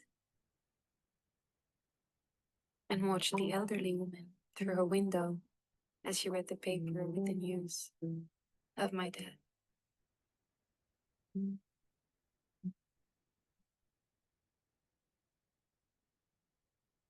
I saw her husband spit tobacco into the kitchen sink, bring her daily medication.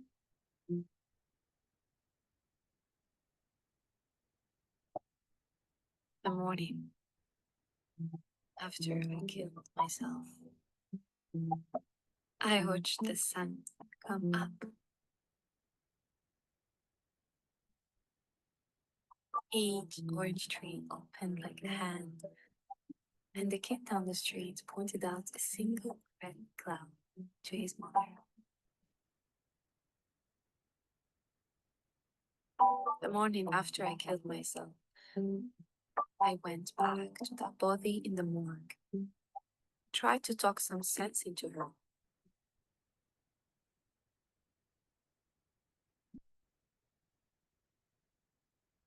I told her about the avocados and the stepping stones, the river and her parents.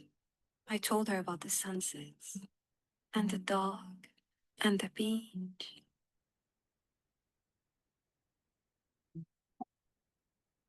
The morning after I killed myself, I tried to unkill myself, but I couldn't finish what I started.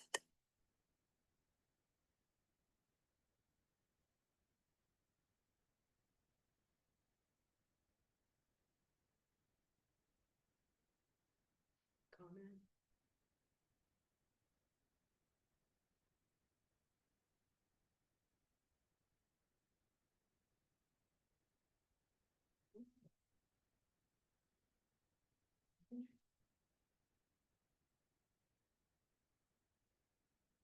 Think about this, and I've talked to numbers of people who I'm sure went on to take their lives. But I wonder, my wonder is always the same. If I could have gotten them in touch with, or if they could have gotten, I couldn't have done it, but if they could have gotten in touch with those little things that connect them to life, the sunset, the beach, their parents, their relationships, would it have made a difference? We'll never know. Those are answers that are unanswerable in many ways. For some people, it probably would have made a difference. And for others, it might not have. But this video always reminds me that we sometimes focus on all this big stuff up here, right? All this grandiose kind of stuff, right? And what a lot of times what we need to focus on are the little things that can get us through the day. I think about that for myself, like when I'm having a bad day. What are the little things that I can do? The music I love, playing with my cats, getting me in touch with those things. Not to belabor the point, but this is also a really good thing when you think about using a safety plan. We got all this big stuff, but let's focus on the little stuff, the stuff that's accessible really quickly. And that's sometimes the things we need to shift a little bit or pivot sometimes with. I've noticed that on the crisis line too, when I've worked with people, that sometimes it's those little things. It's the little things like, have you eaten today? When was the last time you took a shower? When was the last time you went outside? You know, and got some fresh air? Because that can make a big difference, right?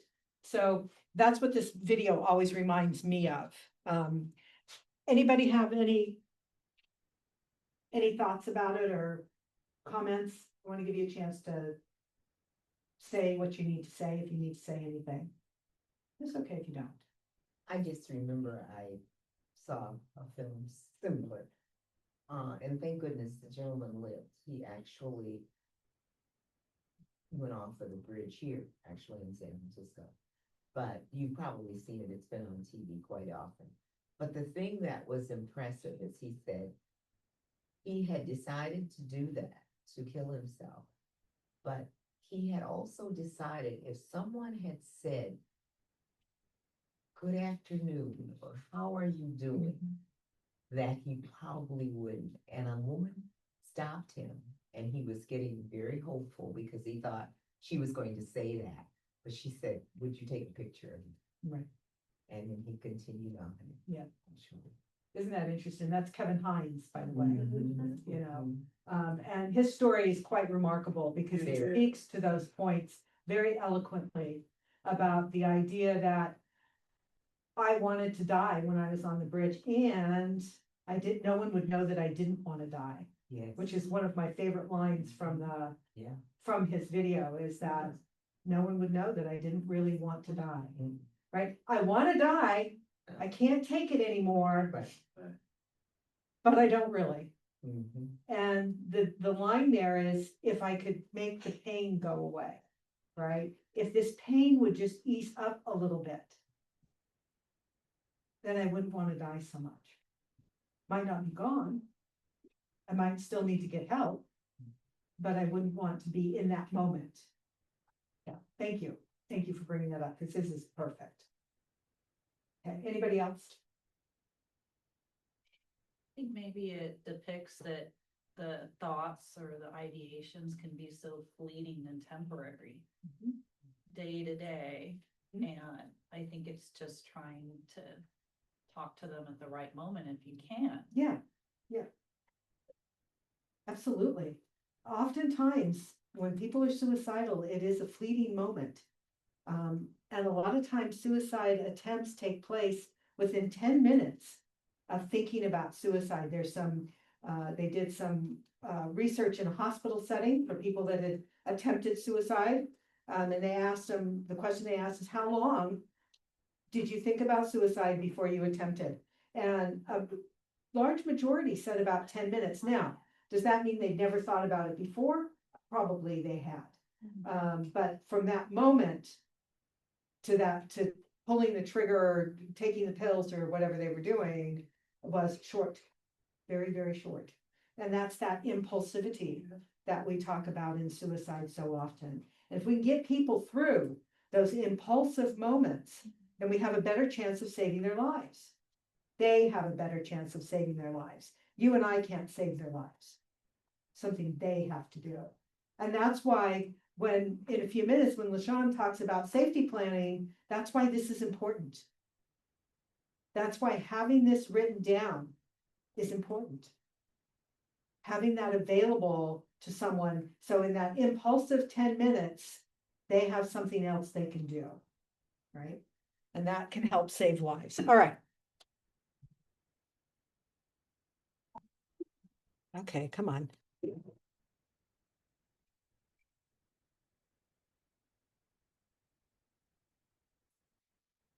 There we go. I'm not going to talk a lot about theory. I don't think it's that important, but I will talk just slightly about it. I'm not going to go through this whole slide.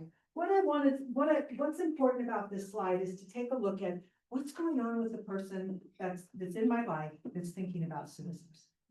One of the things that's most important is they're experiencing psychological pain. Okay. That's Schneidman's theory. Edward Schneidman was a researcher starting in the 50s. He's been around for a long time. He's dead now, but he's kind of the father of the study of suicide, and he coined the term psychic. The other thing that people feel is hopeless, and they feel like a burden.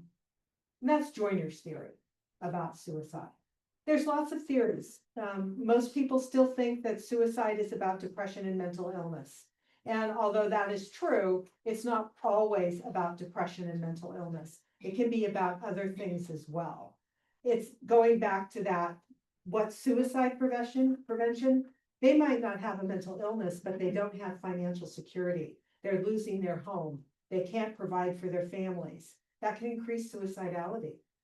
Okay, so it doesn't have to necessarily be around mental illness. Okay, we just talked about Schneidman.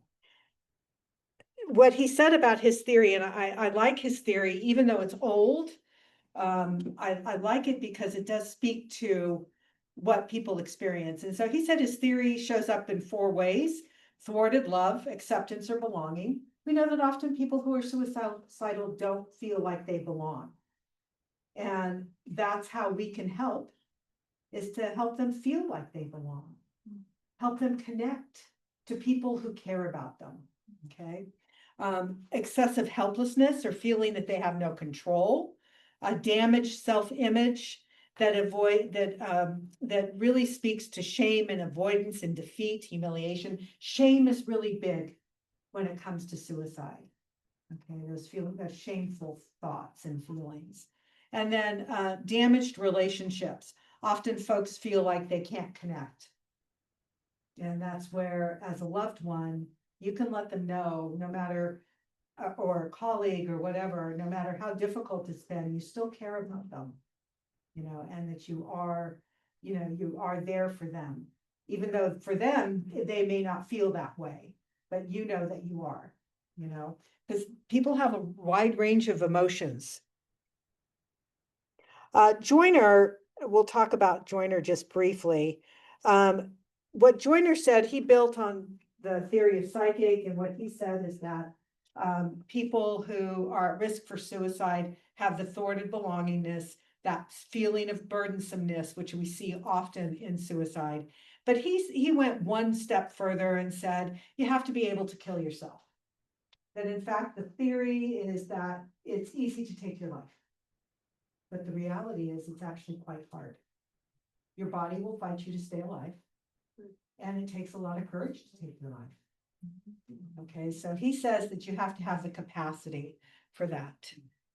And those three things come together, like it shows here, and that's when fatal or near fatal suicides take place. Okay, when the feeling of I'm not afraid to die, burdensomeness, and belongingness converge, and that's when that becomes critical. We're not going to do that. I'm not going to talk about that.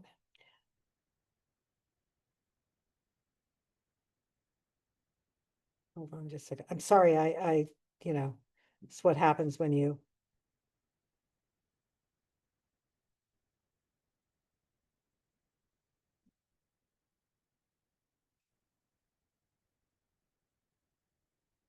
Okay, really? Now I've screwed it up. Okay, let's see.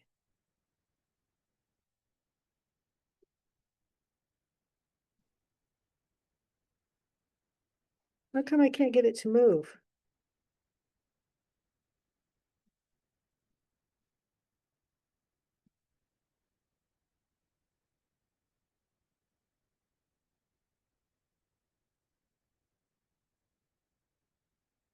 Marsha, I'm here. Can't get your computer to move. What did I do? What did I do? Are you trying to play this or move? No, I just want to skip through it. We don't have time for it. We want to close it. We could always go out and go back in. Did it freeze? Froze. Okay, so do you know what? Oh, I hate doing that. Okay, but. Okay, that's try it again. This is Yeah. it. It's the one highlighted. Okay.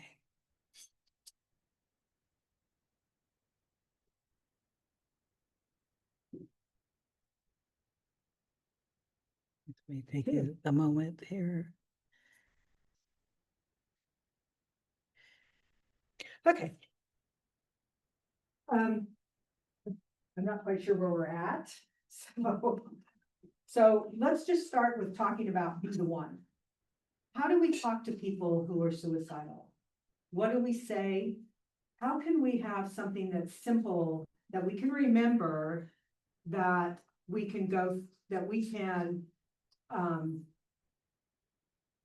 use as a kind of a map, if you will, of talking to someone?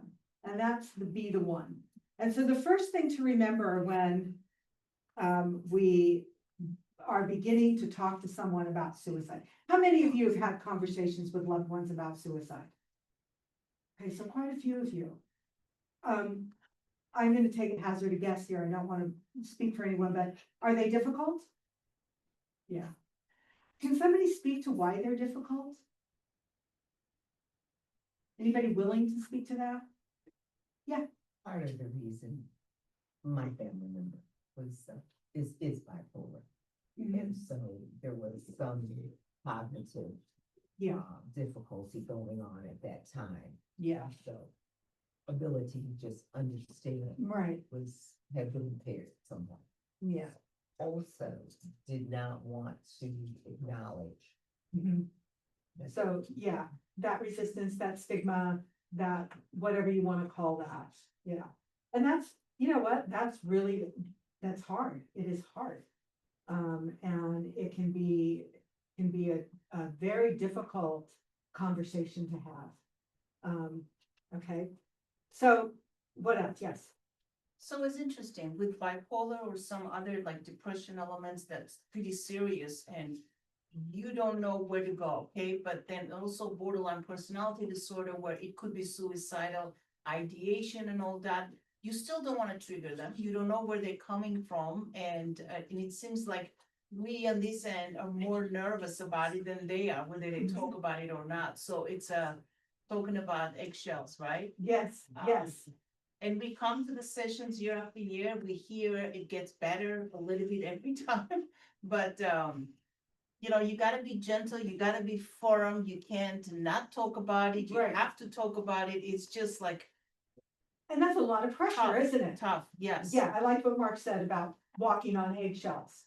And we often walk on eggshells around our loved ones that are experiencing some sort of mental health issue. I know I do, you know, because just like you said, I don't want to trigger anybody. I don't want to make it worse. Even though I know realistically that probably talking about it would be better for me and for them, right?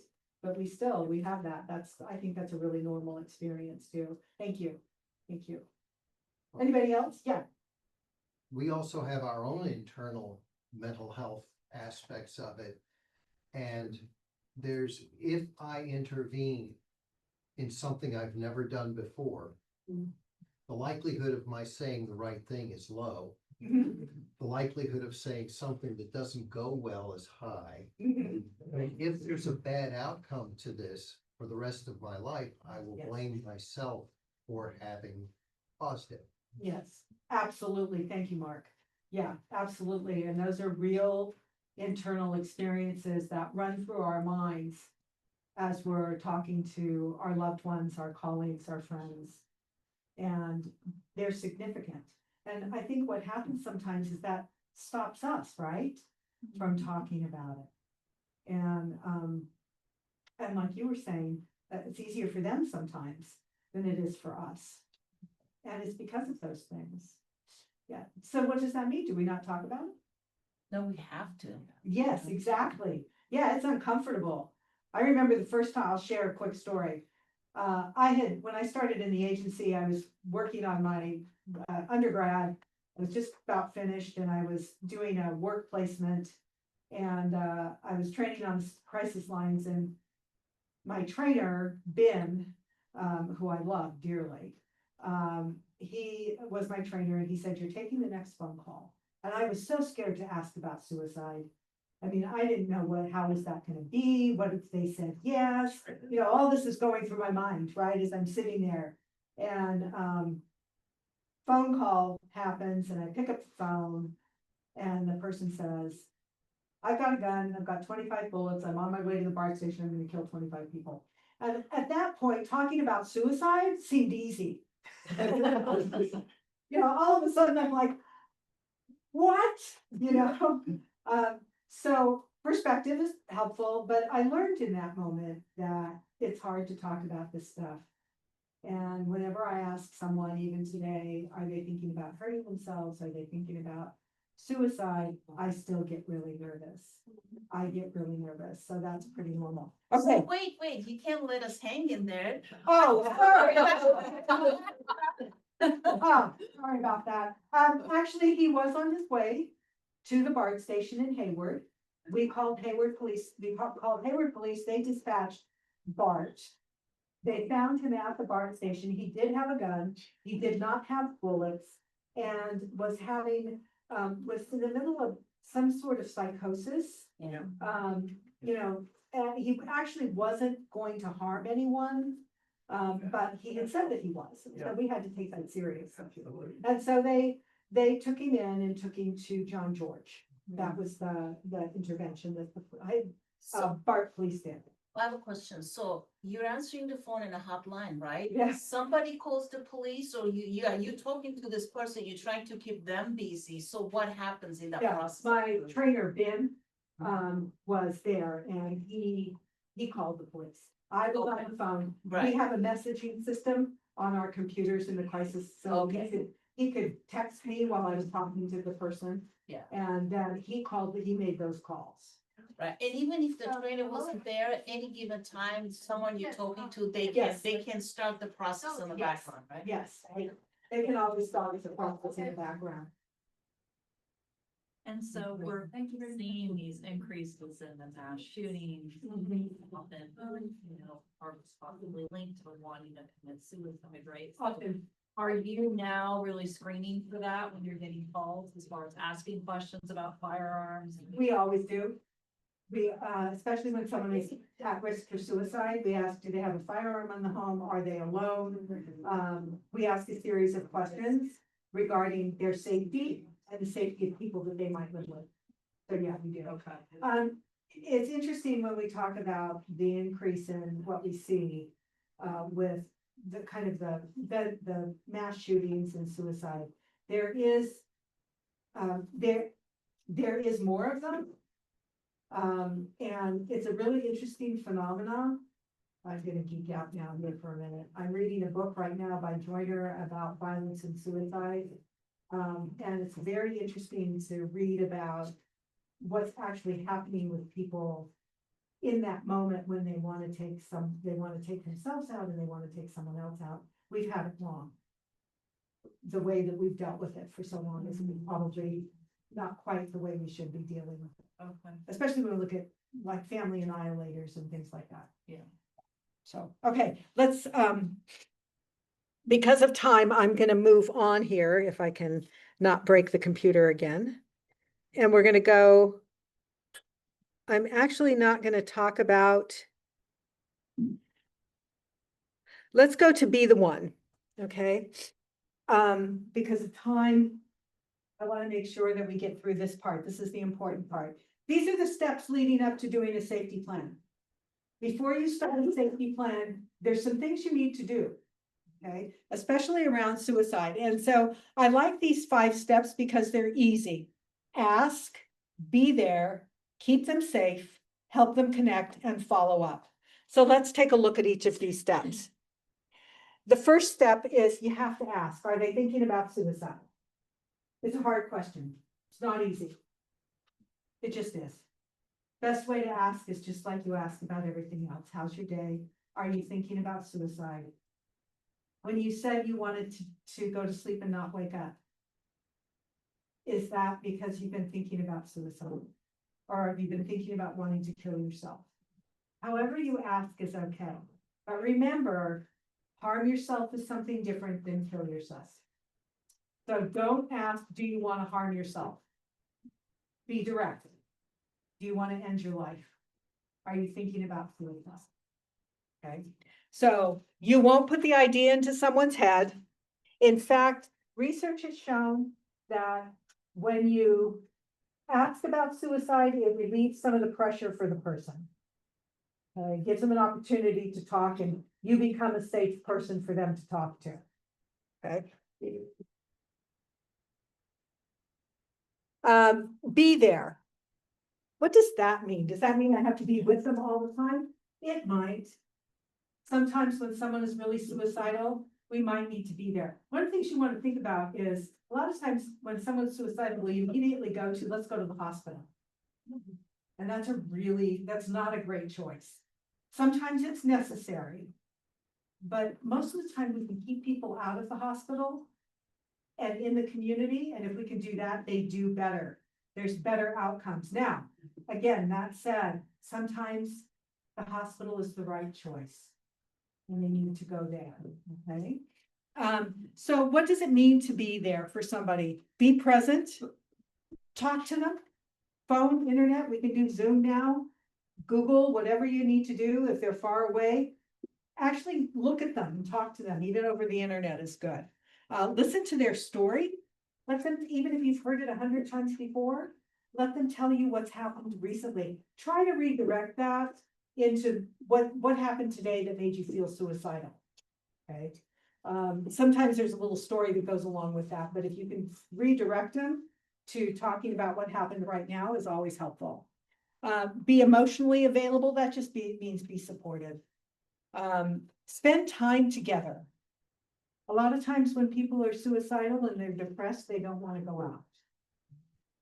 So I have a friend who's suicidal. They don't want to go out. Would it be okay if I brought over dinner and fixed dinner for us tonight together? We could watch a movie. Do things, find out what they like to do.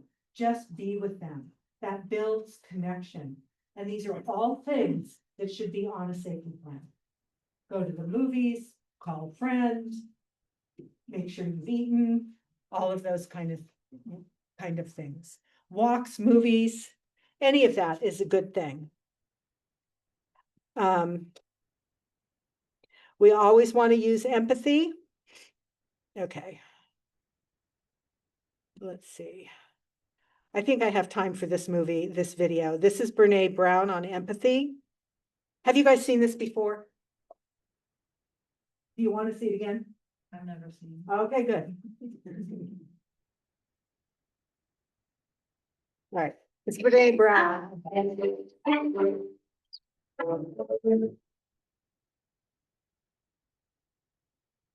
So what is empathy and why is it very different than sympathy? Empathy fuels connection. Sympathy drives disconnection.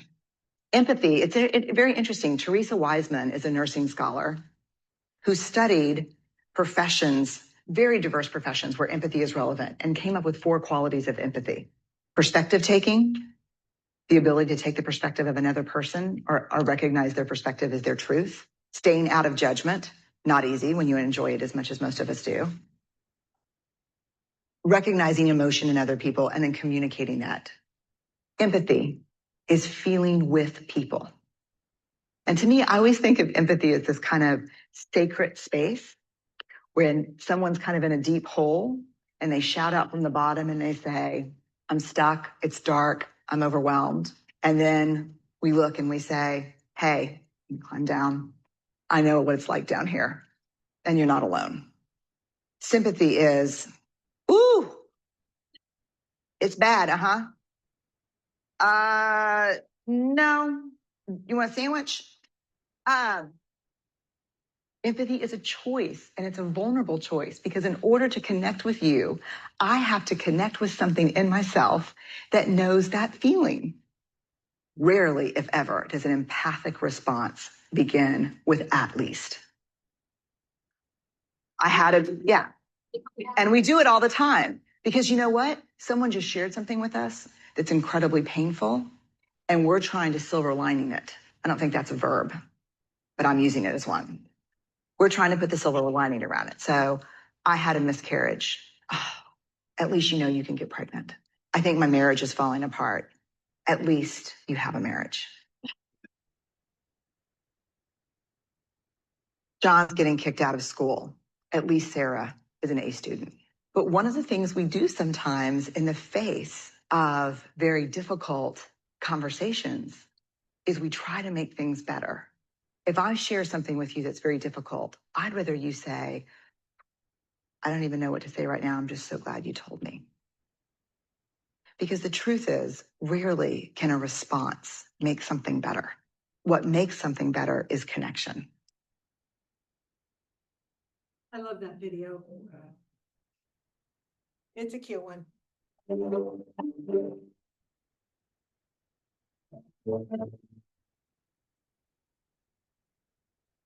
And it's, it's true. Empathy is so important. You don't have to know exactly what the person is going through. In fact, you don't know. But having that empathy, being able to say, I'm so glad you told me. That's a huge thing that you're telling someone. I don't know what you're going through, but I'm glad you told me. Glad you trusted me enough to tell me. And that's part of this. That's a part of all of it. That's a part of engaging someone to getting help, is showing empathy and care for someone. All right, step number 3, because I know your lunch is here. Once you know for sure suicide is being talked about, then the deal is to keep them safe. Some things to ask just initially are, have you done anything to take your life before we started talking? So have you attempted suicide before? Today. Keep it pretty present focused. If they have done something already, that's not a time to have any conversation about safety planning or empathy or anything. That's a conversation about, we need to get you to the hospital to make sure that you're safe and that you're well. All right, if they haven't, then you move on.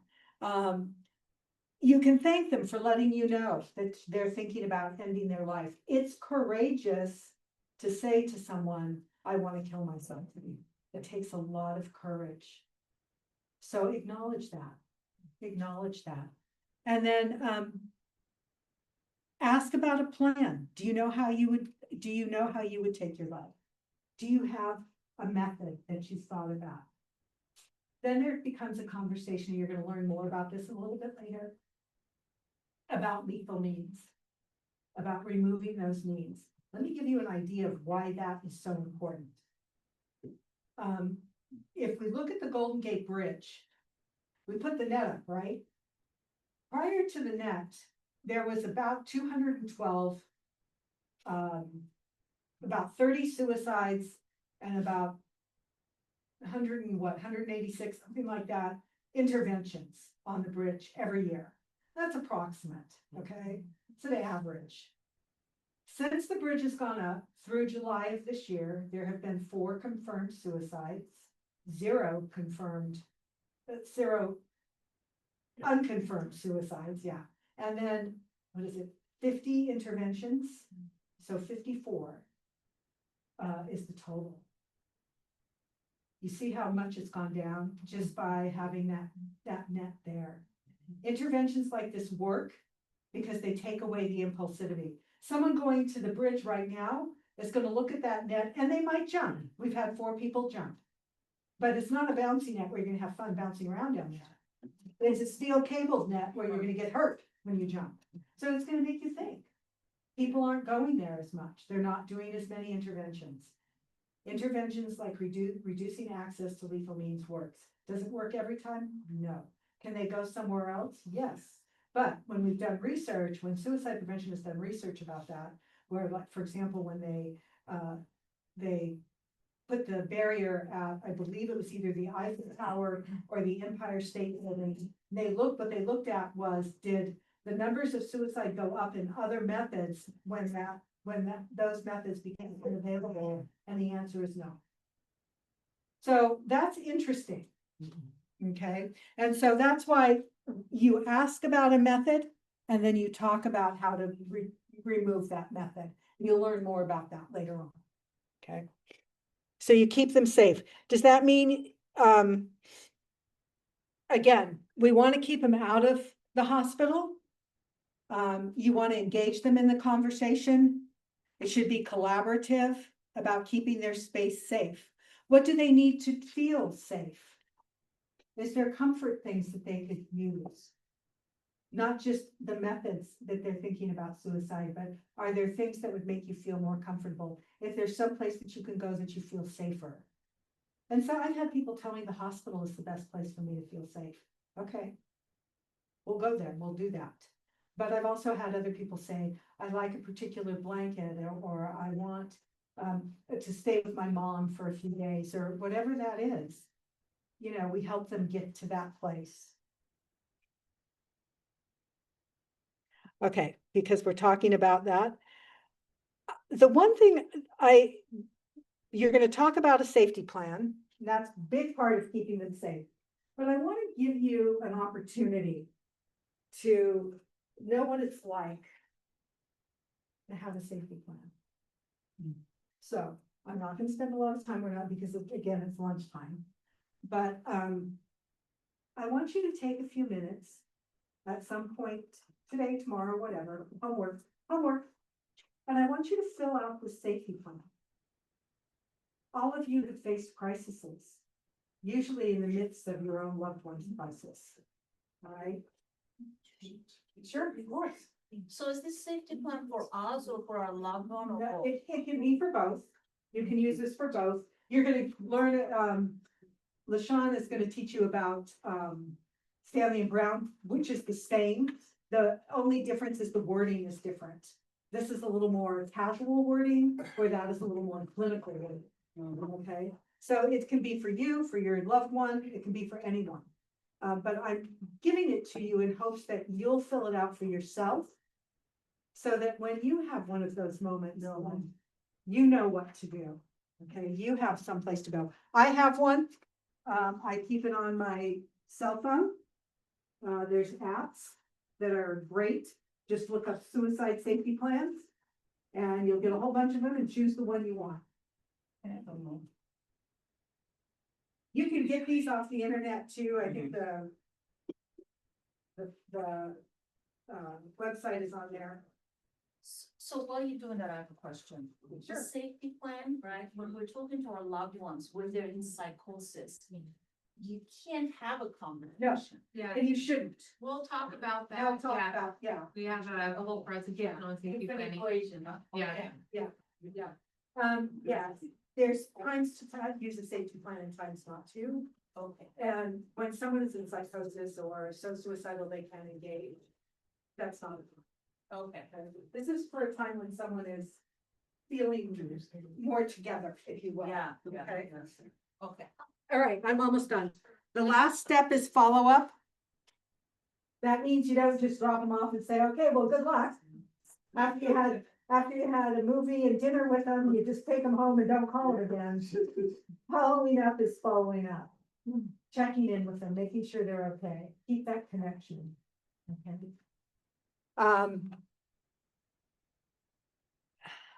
Please take care of yourself. I know, I said the words.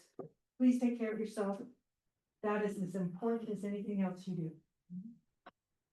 Take care of you, because you can't take care of someone else if your well is empty. So take care of yourself. I want to thank you all. My apologies for not checking in with Marsha more thoroughly about what she wanted me to present on. I hope you got some valuable information from this. I apologize for the kind of skipping a lot of slides and stuff, but this is normally a longer presentation, but thank you for your attention and your time. Third module on developing safety plan. And we have two presenters at this section. And I'd like to introduce you to Roberta Sanders, who will be giving the first half of the presentation, and she'll be talking about CALM, CALM. Roberta? Thank you. I just wanted to say it was so great to have an opportunity to do this because Marsha and I go back quite a ways. Long ways. And so it was really good to have an opportunity to work on this. I think that Pathways to Wellness, we have been working with the suicide prevention a few years now with NAMI. And so this is just kind of one of our regular activities that we do. I was really impressed the way they set this up this year. And Mark, I wanted to say, I really think this is truly a workshop because people are being given some work to do. And so that's really great, because so often they're just talking heads. And so this is really good. It's getting folks involved.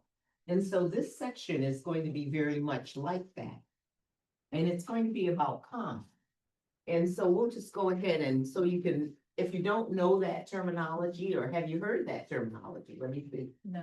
Okay, so no, my audience that's visiting us by audio, but it's a method. It's an actual method where it's a collaborative approach to suicide prevention.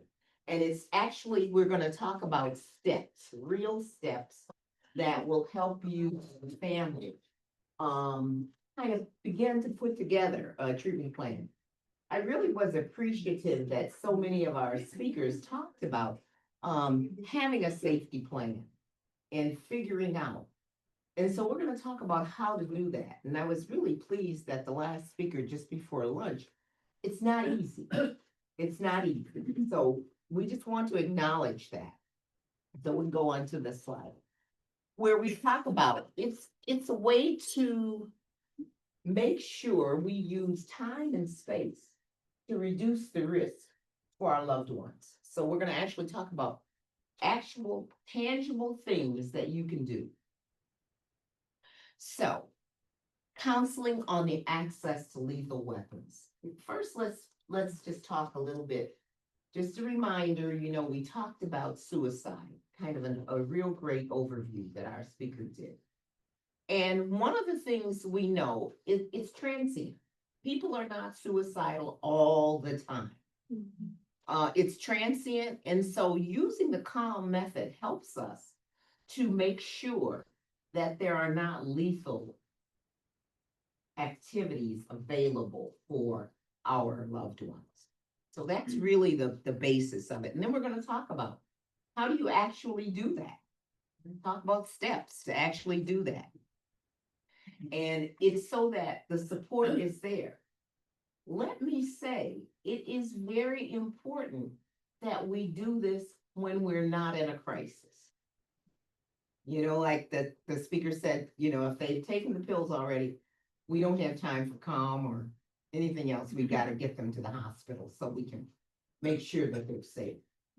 But when you think the time is right as a family member, let's just raise the discussion.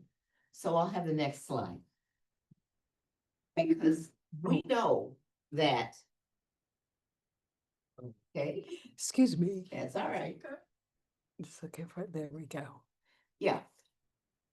Many times, as we said, it's transient and it's an impulse. Often alcohol or drugs are involved. The person is under the influence many times when this actual attempt occurs. So we want to make sure we're knowledgeable about that, thinking about that. That is not the time to begin to put together your safety plan. We want to wait until they are feeling better.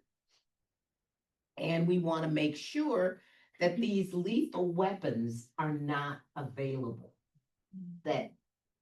So we're going to talk about steps so that they're not available. One of the things that we know is that firearms and medications are the most prominent cause of the suicide. And it is gender specific. Men more often are utilizing firearms. That means that is the most deadly method. Women are attempt more often, but because a lot of times their method of choice are pills, we do have a little bit of an opportunity to offer some assistance even after they have taken those.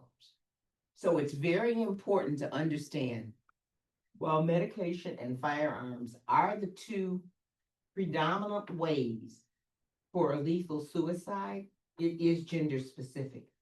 So think about your loved one. Are we talking about a male? Are we talking about a female? Okay. So that's your first thing that you want to think about as you begin to develop your safety plan. Okay, this is a hard conversation.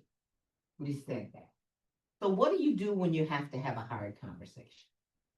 First, make sure everybody is in a comfortable place. We already talked about, you don't want them to be under the influence.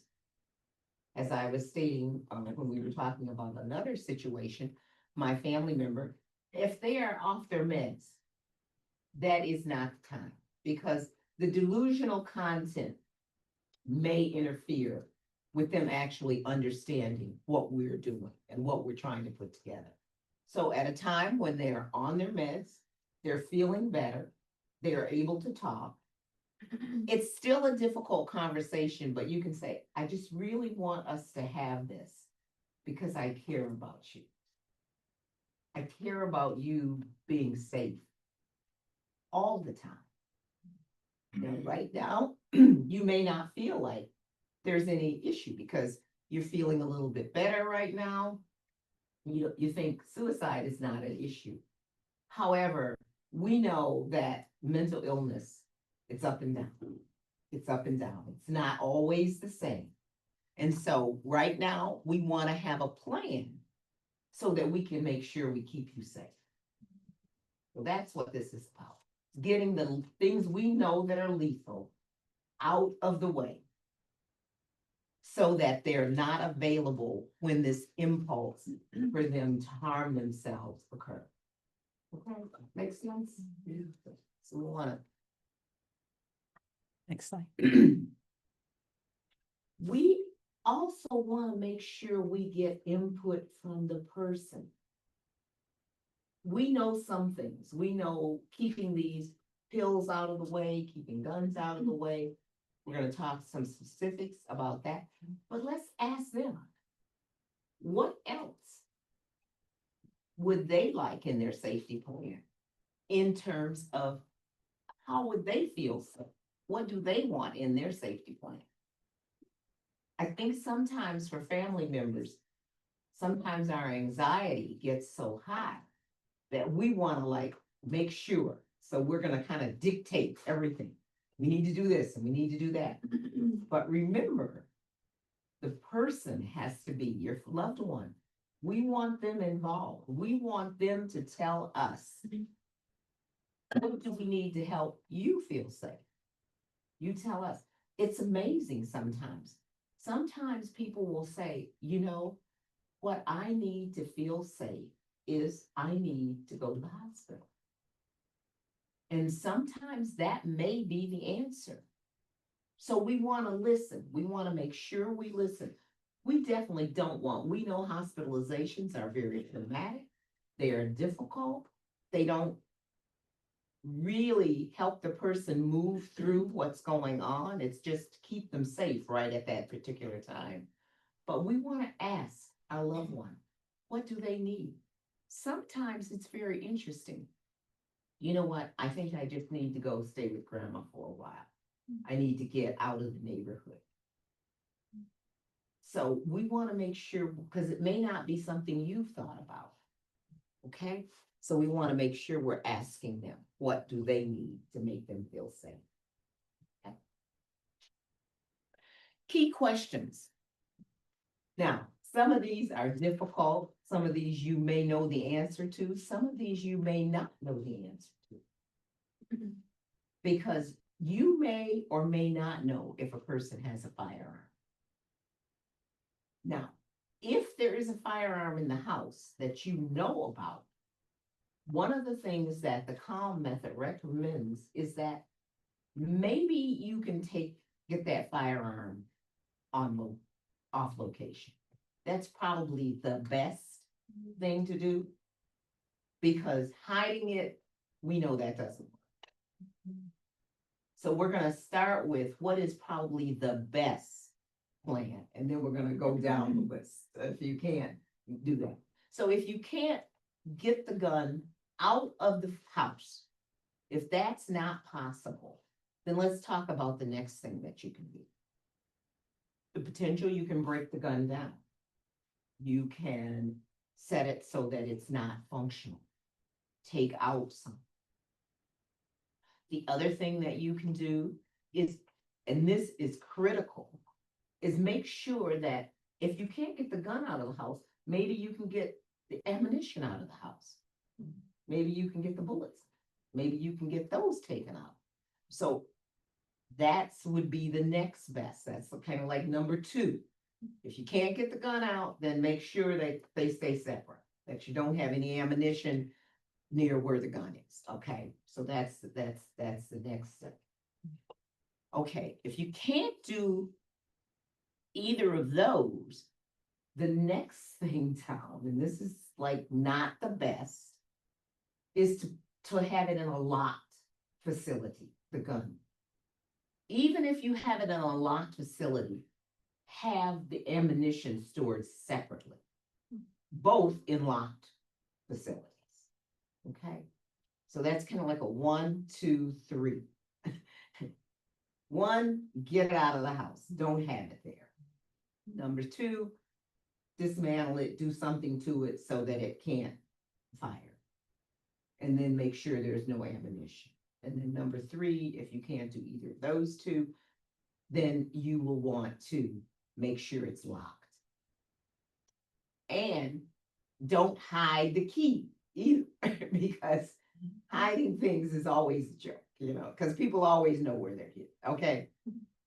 So don't do that either. So we want to also, now when we're talking on pills, here's the things that you want to consider. Who is in charge of your loved one taking their medicine? Do they do their own? Are they taking their own medication? Do you have any way of knowing, is there any stockpiling going on? Okay, so is there any stockpiling going on? Do you have any way to look into that? The thing that we were talking about is, this is for you as a family member. This isn't clinical. So you may or may not have access to the clinical information. So, knowing that, you want to say, did you take your medication? You want to check in with them about, and do you have refills?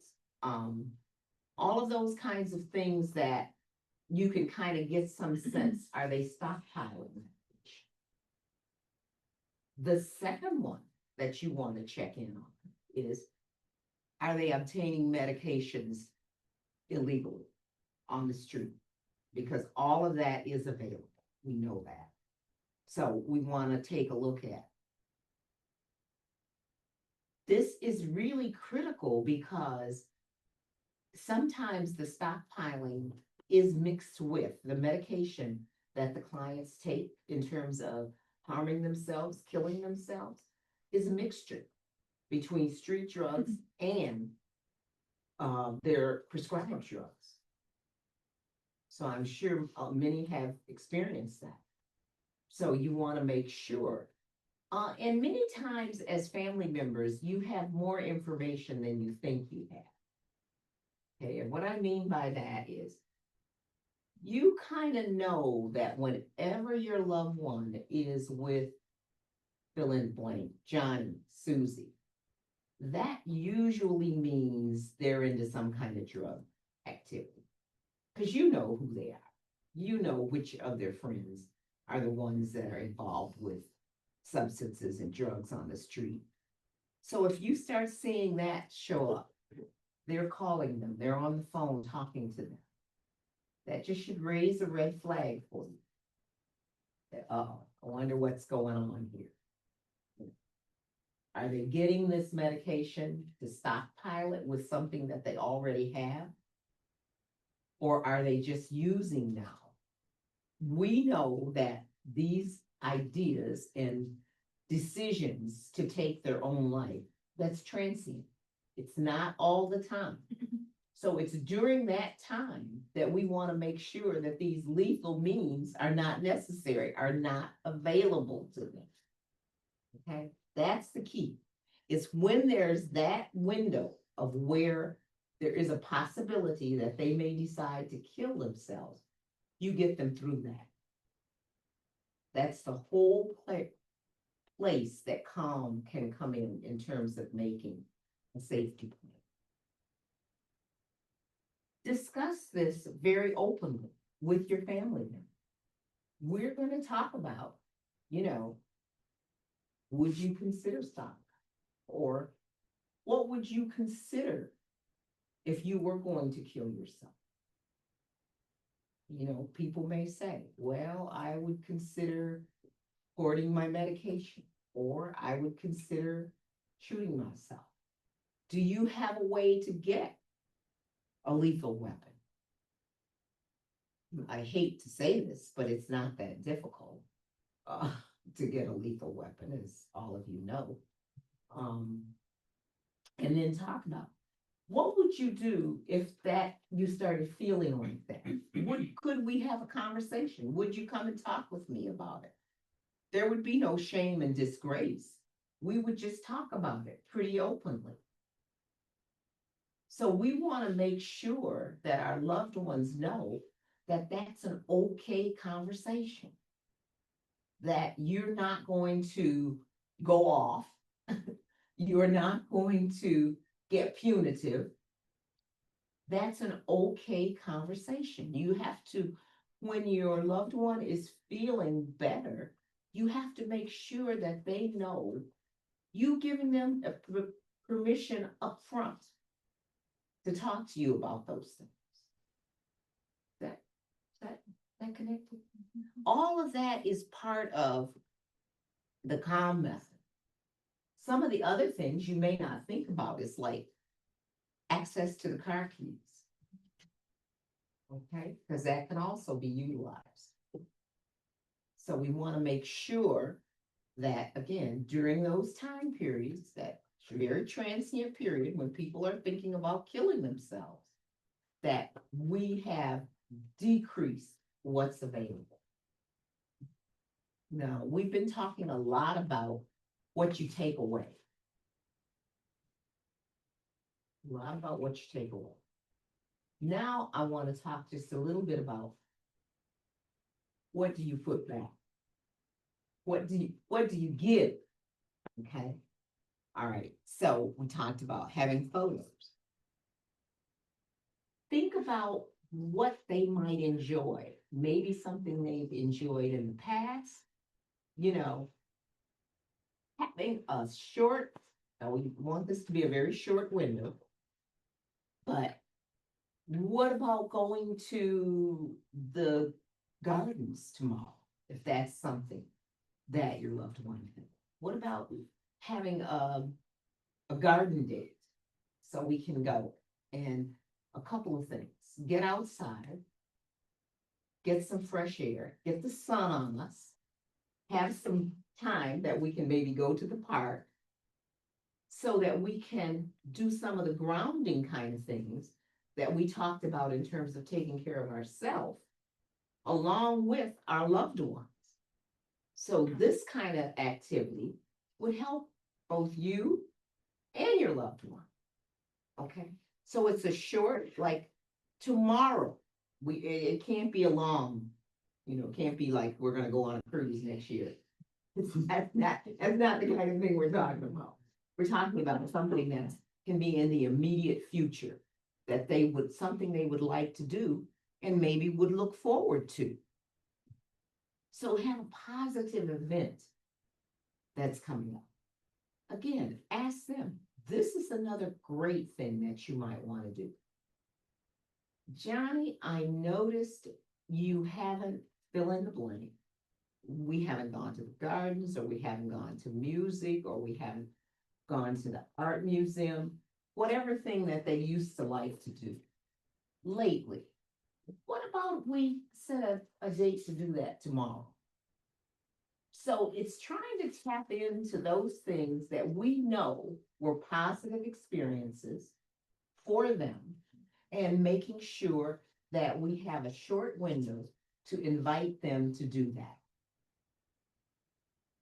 The other thing, if you know that there is someone very important to them, maybe a grandparent who is not as mobile maybe as they used to be, and they were always a very positive and uplifting experience for them. So, let's go visit grandma.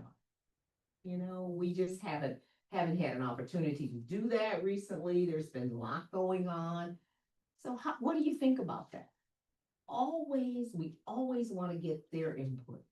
We want to make sure that we can see their input on this safety plan. Because we want it to be their plan, along with our plan, but we want it to be their plan, and one they can commit to. So that's just a very important piece of it.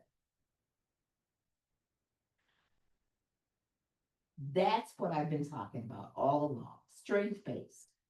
Let your family member know, we know, what things you need to do to stay safe. Sometimes though, that kind of gets lost when you're in a difficult place. And so we want to have this and have it visible so that during those times when you kind of forget or it gets lost in terms of those areas that we know you have, that this is written down, it's available, and you have had an opportunity to put your input into the plan. So that's really.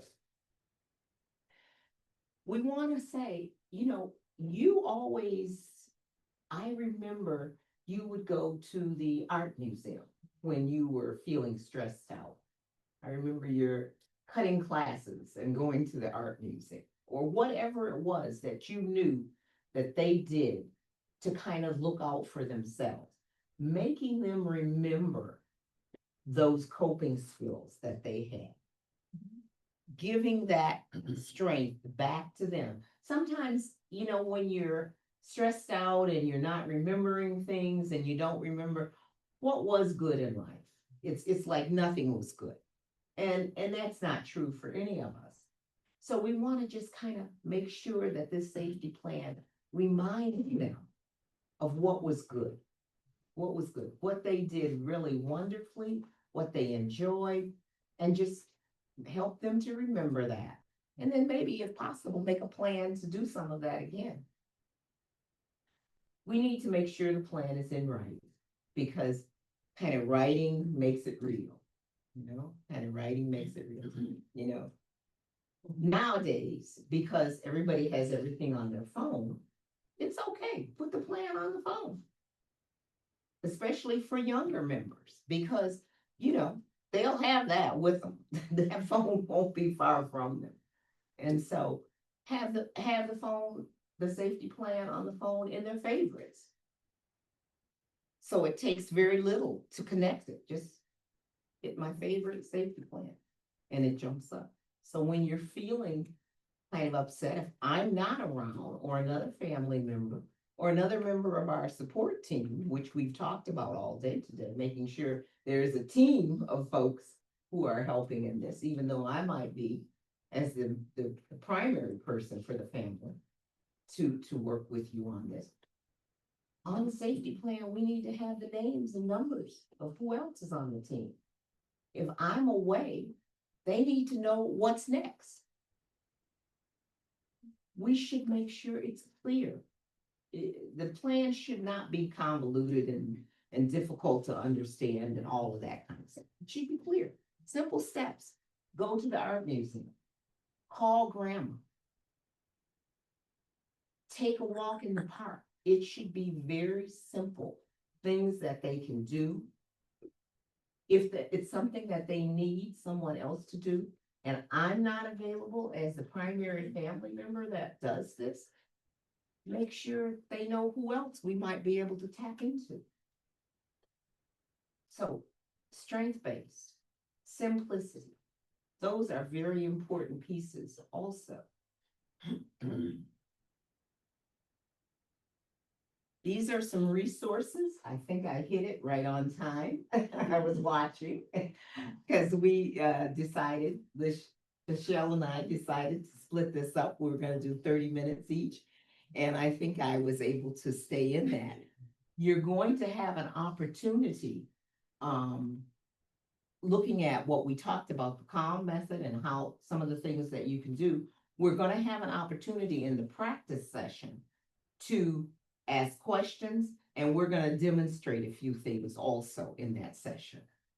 I want to say before I get started, safety planning has been like the buzzword all day. And I feel like we can do like a whole workshop on safety planning. Just because there's a lot of good information and a lot of good resources, and all of the earlier presenters that spoke, safety planning is mostly a presentation for clinicians. So the awareness of safety planning is not that accessible and available to caregivers and family members and loved ones. So I am going to be giving you kind of a safety planning-ish training that's geared for clinicians, but softened it down a little bit so it's poppable and digestible for family and caregivers. So yeah, thank you so much for allowing me to present today. I have a couple of questions, and I'll be looking at my laptop because I have some like prompt probing questions and then some like pop quiz, just something really small and just keep it kind of fun today as well. So how many of you in our shared space are aware of the safety plan? Almost everybody from the West. Okay. Yeah. And then who have done a safety plan with a loved one in the room? Oh, wow. Anyone have a copy or keep a safety plan for someone that they love? No. Okay. Who in our shared space is hearing a safety planning presentation for the first time? Just a presentation all dedicated on safety planning. Wow. Okay. Okay. So we'll get started. No pressure. Thanks for the feedback. Wanted to kind of gauge my audience. Oh, next slide. So first off, disclaimer. My presentation is actually based on the work created by the Department of Veterans Affairs. And it doesn't necessarily represent the Department of Affairs or the US government whatsoever. But it was created by my colleagues. I have to give them shout outs. It's Dr. McGrady and then Harvey from the VA. So I had just adapted their presentation. Their presentation was geared for clinicians. And so we worked together, and then so I have a presentation for everybody today. Information provided in this presentation is not a substitute to detail the detailed instructions that is described in a safety planning intervention manual. There's a safety planning intervention manual produced by Stanley and Brown, and they're the founding leaders to the safety planning work. For today, the presentation is educational, and it's also to bring awareness on safety planning for family, caregivers, and the community. You can also visit suicidesafetyplan.com for more information. Did you have a question on anything? No. Okay. I was just gonna say, how long did she notice I was gonna say something? So this whole safety plan thing, right? Yes. A lot of us haven't heard, and is it something new or is it always there, but it's just getting down to? That is a really, yeah, so it isn't new. And I'm gonna go back to the slide. So back in 2018, it was when the safety plan manual for clinicians was published. And then so what is happening in the safety plan, suicide prevention roadmap to help with partnering with communities. One of the priorities is to educate the community on safety planning. And then so more and more information is going to be coming out, and it's going to take kind of like community partnerships to get the information out, to get the resources out. But it's fairly not that new. So I think that's why I was a little bit surprised and shocked. Go for it. I was gonna say that I think it's coming out more 2018. However, safety plans are a requirement for agencies like us, Pathways to Wellness and other agencies. The state requires, if you're a Medi-Cal provider, Medicare wants to see it too. They want to see safety plans. They want to see a risk assessment done by the clinician. And they want to see a safety plan. What you're seeing now as of 2018 forward, and I'll let you go, I don't want to interrupt your presentation, but we're getting the families involved because it's more meaningful for you to have an investment in that too with your loved one so that they really actually use it. And I've seen them on refrigerators, like people are using our clients are like, you got my safety plan, so this is great stuff. So listen up, and you'll get a blank. You can come up here with me and present. You go, but I think when I heard no one has done one, that means that we need to do better. Yes. As providers. I love that. And families don't know, so I kind of felt the need to interject. No, of course. And then you can come up here and present with me, and you can chime in, and you can interject as much as you want, because I know you're a professional in this as well. You do trainings on safety planning for your clinicians and the community.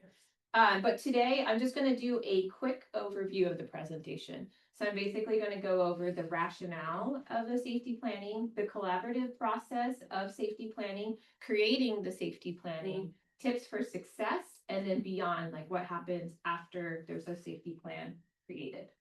Next slide. And let me know if I'm talking too slow or fast. So with the basics, we're going to get started. Safety planning is not a suicide contract. So before safety planning, clinicians were creating safety contracts. So basically, it's working with a client or a patient to make a promise that they're not going to harm themselves and they're not going to kill themselves. It is not recommended today to create any type of suicide contract with clients or loved ones. There is no evidence that making a promise to not kill yourself will actually protect somebody from dying. So a suicide contract will not help individuals identify their risk factors. It doesn't do like that deep dive to explore a person's life to intervene and stop them from killing themselves.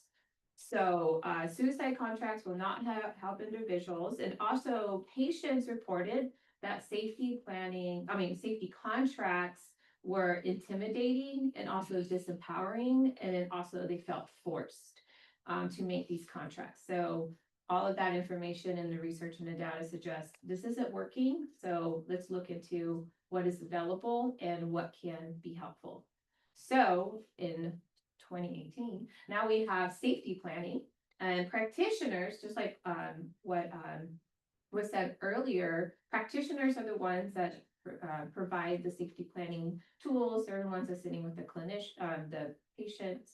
They're the ones that are taking the collaborative approach to empower clients to create the safety plans.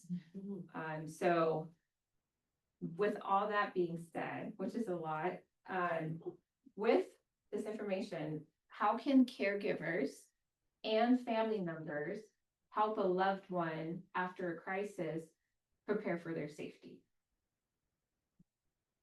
Not there yet. This is kind of a question for everybody in the room. So what we've discussed so far, I'm just gonna like do little breaks and check in and ask questions to see where everybody is at. So what can we do as caregivers and family members to help a loved one after a crisis to prepare for their safety? Ask them what would help them to feel safer. Okay, yeah, so you might start having that conversation. What can I do to help you to be more safe? You said after? Yes, this is Okay, so after a maybe crisis. really trying to figure out what happened before, that would maybe identify the triggers. Okay, yeah, to start having a conversation about what happened, maybe start identifying the triggers.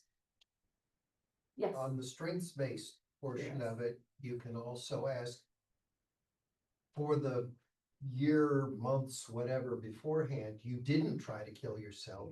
What stopped you? What kept you alive? What strength was that based on? yes, and this is very powerful. And I ask this from family and caregivers because your voice and your concerns in those questions are going to be so helpful in your loved one's recovery. Clinicians, like I mentioned, we are trained and we ask these questions, but rarely do we ask family members. So what are you going to say? What are those questions? What are those thoughts? What are the conversations you're going to have? Because as clinicians, we are doing safety planning with our clients, but we also want to empower family members, and we also want to empower the community to have these discussions as well. Yes, they're on the right slide. Sure. So here's next one. I mean, back. Oh. Yeah. So Where am I? this is one example of a safety plan. This safety plan is actually the one that we use at the VA for veterans. And then when you look in your folder and you see all of there was a safety plan that was handed out earlier. There's a lot of different adaptations of the safety plan. So here's another one, and I'll pass it around later. So there's so many different adaptations of the safety plan. And so you might see one that fits for your loved one. You might stumble upon one that you can even like show various safety plans to your loved one, and they can pick. They're like, hey, these are all the different safety plans. Which one do you like? We have someone modeling the safety. In your bed. So why do we do safety planning? So now we're getting into the why. Next slide. So we know that safety planning is evidence-based. We know that it is an effective tool and it does reduce suicide risk. It's also a brief clinical intervention. Safety plan is used after a risk evaluation. So Roberta was saying earlier, when somebody's in crisis, you want to get them help. You want them to get to the emergency department. You want to call 911 or 988. And then soon after, there would be evaluations and assessments that clinicians will conduct. And then after the evaluation and assessments comes the safety plan. So that is the evidence behind how safety planning is effective. So we want to be able to utilize this tool as a brief clinical intervention. It follows the risk assessment, and it also is a step-by-step guide. So not a lot of people know is you simply just follow the steps and you go 1, 2, 3, 4. And that's what clinicians too. And then also family members can easily have a conversation as well. Safety planning prioritizes a list of strategies in order to manage and avert a crisis, and it helps reduce risk of acting upon those thoughts. And we'll get into more about that and how it works. Collaboration in safety planning is key when working with individuals who are acutely suicidal. So when there's suicidal screening, people are asking the question, people are assessing, people are doing a safety plan with one of our loved ones or even with ourselves. It can be a very stressful situation. It could just be having so many questions asked all around someone's suicide crisis can just be very anxious provoking. So what we've learned is that collaboration reduces that stress. So when we create a mutual collaborative partnership in doing safety planning, so that might be the clinician, that might be your loved one, it might be you in the room, it creates a mutual ownership of all parties involved in safety planning. So the responsibility of the practitioner and the patient and the family working together is shared. So having somebody fill out a safety plan on their own can be very stressful. So what we want is to be able to make this process as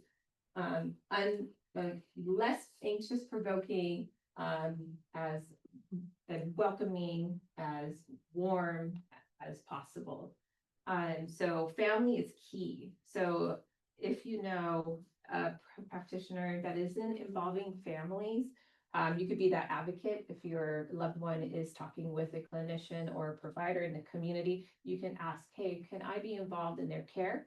Can I be involved in their treatment? Can I be involved in their safety planning? So we've noticed in the evidence that when we do partner with family members, and we work alongside their caregivers and loved ones, it is actually even more powerful and more helpful. Is an ROI needed in a case like that? You know what, it depends on the agency's policy. I feel like it depends on the agency's policy. I know, there's verbal ROIs, and then if your loved ones is a part of an agency, I would recommend that you start that process like immediately. So if there's a provider and a clinician working with, just sign those ROIs. So safety planning assists with teaching problem solving skills. It also cultivates autonomy.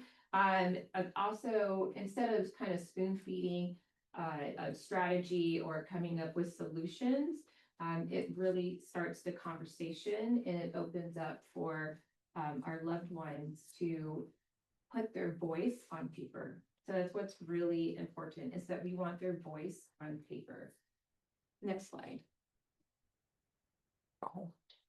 What are the tips for developing a safety plan? So this is for practitioners, family, and caregivers. You want to sit side by side. Even as a clinician, we want to be able to kind of calm their nerves during this time. Like I mentioned, it could be a scary, anxious, stressful time. We want our loved ones to put their own words on the paper. So we want them to take ownership and write down and fill out their safety plans on their own. We want to be able to have an open discussion and maybe use phrases like together or brainstorm. We're gonna tackle this together. We're gonna do this together. So using a lot of words such as we, together. Have a conversational approach when it comes to safety planning. So I love what Rita was saying earlier. Fill it out yourself, because you get a feel of what is being asked and how to think about these questions. And then so the more you do it, the more you're able to have a conversational approach with safety planning. And it really helps with participation and reduces that stress when doing the safety plans. Also, there's going to be barriers, and there's going to be folks that are stuck. And then so you can also use comforting words like, let's get through this together. Let's brainstorm. Let's look at the problems. Let's let's break through some of these barriers together. I'm here for you. Next slide. So before creating a safety plan, before you even start the safety plan, you want to be able to provide a clear kind of picture or purpose or rationale of why you're doing a safety plan. I was tabling at an event and there was a mother who came to my table. And even though I work at the for veterans and for Veterans Affairs, she was really concerned about her daughter.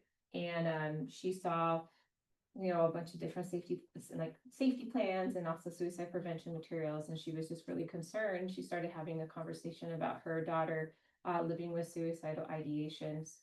So I gave her a safety plan.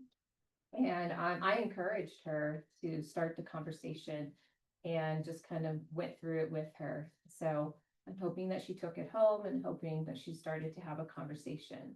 So sometimes this is things that we don't really talk about, and I can admit as a clinician that some of the breakdowns and the breakthroughs happens at home, and it might be with a family member. It might be somebody that's not already connected with a clinician or a professional. And so this is a really great tool to have at least a conversation with a loved one. And then just like all of our prior presenters, you do want to make sure that the individual is at a place where they can have this conversation, that there is a little bit of I guess they have to be calm. I would recommend a little bit. Because if they are going through a suicidal crisis, we want them to get help as fast as possible. But this is a really great tool to start the conversation. Other reasons for a safety plan is that, oh yeah, I'm gonna ask a question actually for the audience so I can hear your words and your voices. What are some of the reasons for a safety plan that you can communicate to a loved one before you develop a safety plan with them? So what are some words, what would you say before introducing a safety plan to a loved one? Because we care about you, this will help us help you. Yeah, because we care about you, this will help us help you. Yeah, I like that us part. Yeah. I think instead of telling them what to do, you know, we're asking them for help for everyone involved. And I have to tell you this, but the very first time I heard the word safety plan, this was years back. My son was at home and we knew he wasn't quite well, but and he started taking a little like luggage, filled it up with God knows what, put it by the door. And I said, what are you doing? He says, this is my safety plan. If things get bad, I can take my luggage and leave. And you know, I was surprised, and my husband was like, what's happening? He's acting crazy. I'm like, don't say anything. You know, this looks like what they talked about, right? Having a safety plan. That's why I was surprised. That's the first time I heard. So understanding what clinicians are doing and working, it gives them structure. It can help them calm down. Okay, if he needs to know, okay, there's a luggage by the door. If it gets worse, I can take it and leave, but then he can calm down. I like that you said that because I feel like folks try to think of their safety plan, like what is their safety, what does safety mean to them and what does that look like? And then for him, it's like having a luggage and like being ready to go and more kind, I think of like an exit plan, but that is important, right? So we want to have these conversations, hear their words, hear their thoughts, and then go and start from there. So having that conversation, right? Sharing kind of words of comfort, words of love, hearing them out, just repeating what your loved one is saying. But yeah, so starting with creating a safety plan, having that discussion, because I do know, like, if I was with a client, I was like, here you go, here's the safety plan, just take it home and do it. They can. Yeah, it's probably not going to be as effective as having a conversation around it. At minimum, they have so much trauma that they're not going to be able to sit down, take a pen and write it. Because I know I'm talking to my son for therapy, for example. One time he said, I can see through all those meetings, you know, Yeah. just have him sit and focus. Mhm. And that's the dilemma, right? For them to get stable enough to take to the next step. So it's a challenge. Yeah, it is a challenge. Yes, Mark. If you do meet resistance and they don't want to fill it out, what you do is you turn it around and say, this isn't for you. This is for me, so that I can feel better. Would you do me the favor? This is something I need. Could you fill this out so that I can feel better? Yes, Yeah. I love that. And that's that partnership, that's the collaboration, that's the part that you're working with somebody. They might be resistant, exactly. They might not want to do it. And then so just kind of like, you know, trying to have a conversation, how about for me? You know, I'm in it with you. We're here together. When you struggle, I struggle. And so, you know, let's work on it. Of course, we prefer our loved ones to fill it out. However, it might be just role modeling and be like, you know what, I'm gonna do one with you. I'm gonna do one and you're gonna do it. You know, and I feel like as family members, you're all could be so creative Yeah. and how you want to proceed. That's why I stop and ask, because sometimes when I give these presentations, it can be so technical and it really makes me change my brain Yeah. when we're speaking on this, right? And to be like, wait, let me slow down and check in with family members and like, how would you communicate this? Like, how would you start the conversation? Like, what does that even look like? How does that feel? Yes. You know, is it coming from a place of like stress and frustration, like, which is okay, but it's like, how do we start having a conversation around a paper that we hand out to people? And I've also had parents to tell me that I don't want to talk about that right now because Johnny's doing better or Mary's doing better. I don't want to put that in their head. I'm talking about suicide. They're not there. I don't want to me create the problem. So you want to be proactive around that. Yeah. And you want to get their feedback, but you want to give it to, and it's okay to do it. It's best to do it when they're in good space and place. yeah, And it doesn't have to be really long, guys. Like it can be short. Your first one can be just kind of short. It can be, I'll put pictures. I'll work with parents, putting a picture of, okay, this is the hospital we gonna call. We put practical stuff in there. And then later, maybe it builds up. But you know, you take baby steps, you making steps towards that. yeah, definitely, yeah, definitely. So I think maybe we're ready to go through the 6th step. The next slide. So with our safety plan, I'm just gonna like quickly, briefly go through it with you all. We're gonna do it together. So step 1, so you're gonna have the person in need to identify their triggers, their risks, their warning signs, especially when they're in crisis. And of course, you're doing this plan when you have the conversation already with your loved one. You're easing into it. You created a partnership, collaboration with your loved one. And then so now you have these plans. So you're going to start talking about what are those triggers, what are those warning signs when you are in crisis. Most effective safety planning has the individual use their own words. They're using their own thoughts. They're using their own emotions. Maybe it's a behavior that what they're speaking out loud. And you're going to be listing specific and personalized examples that tie into the crisis narrative. So that's very crucial.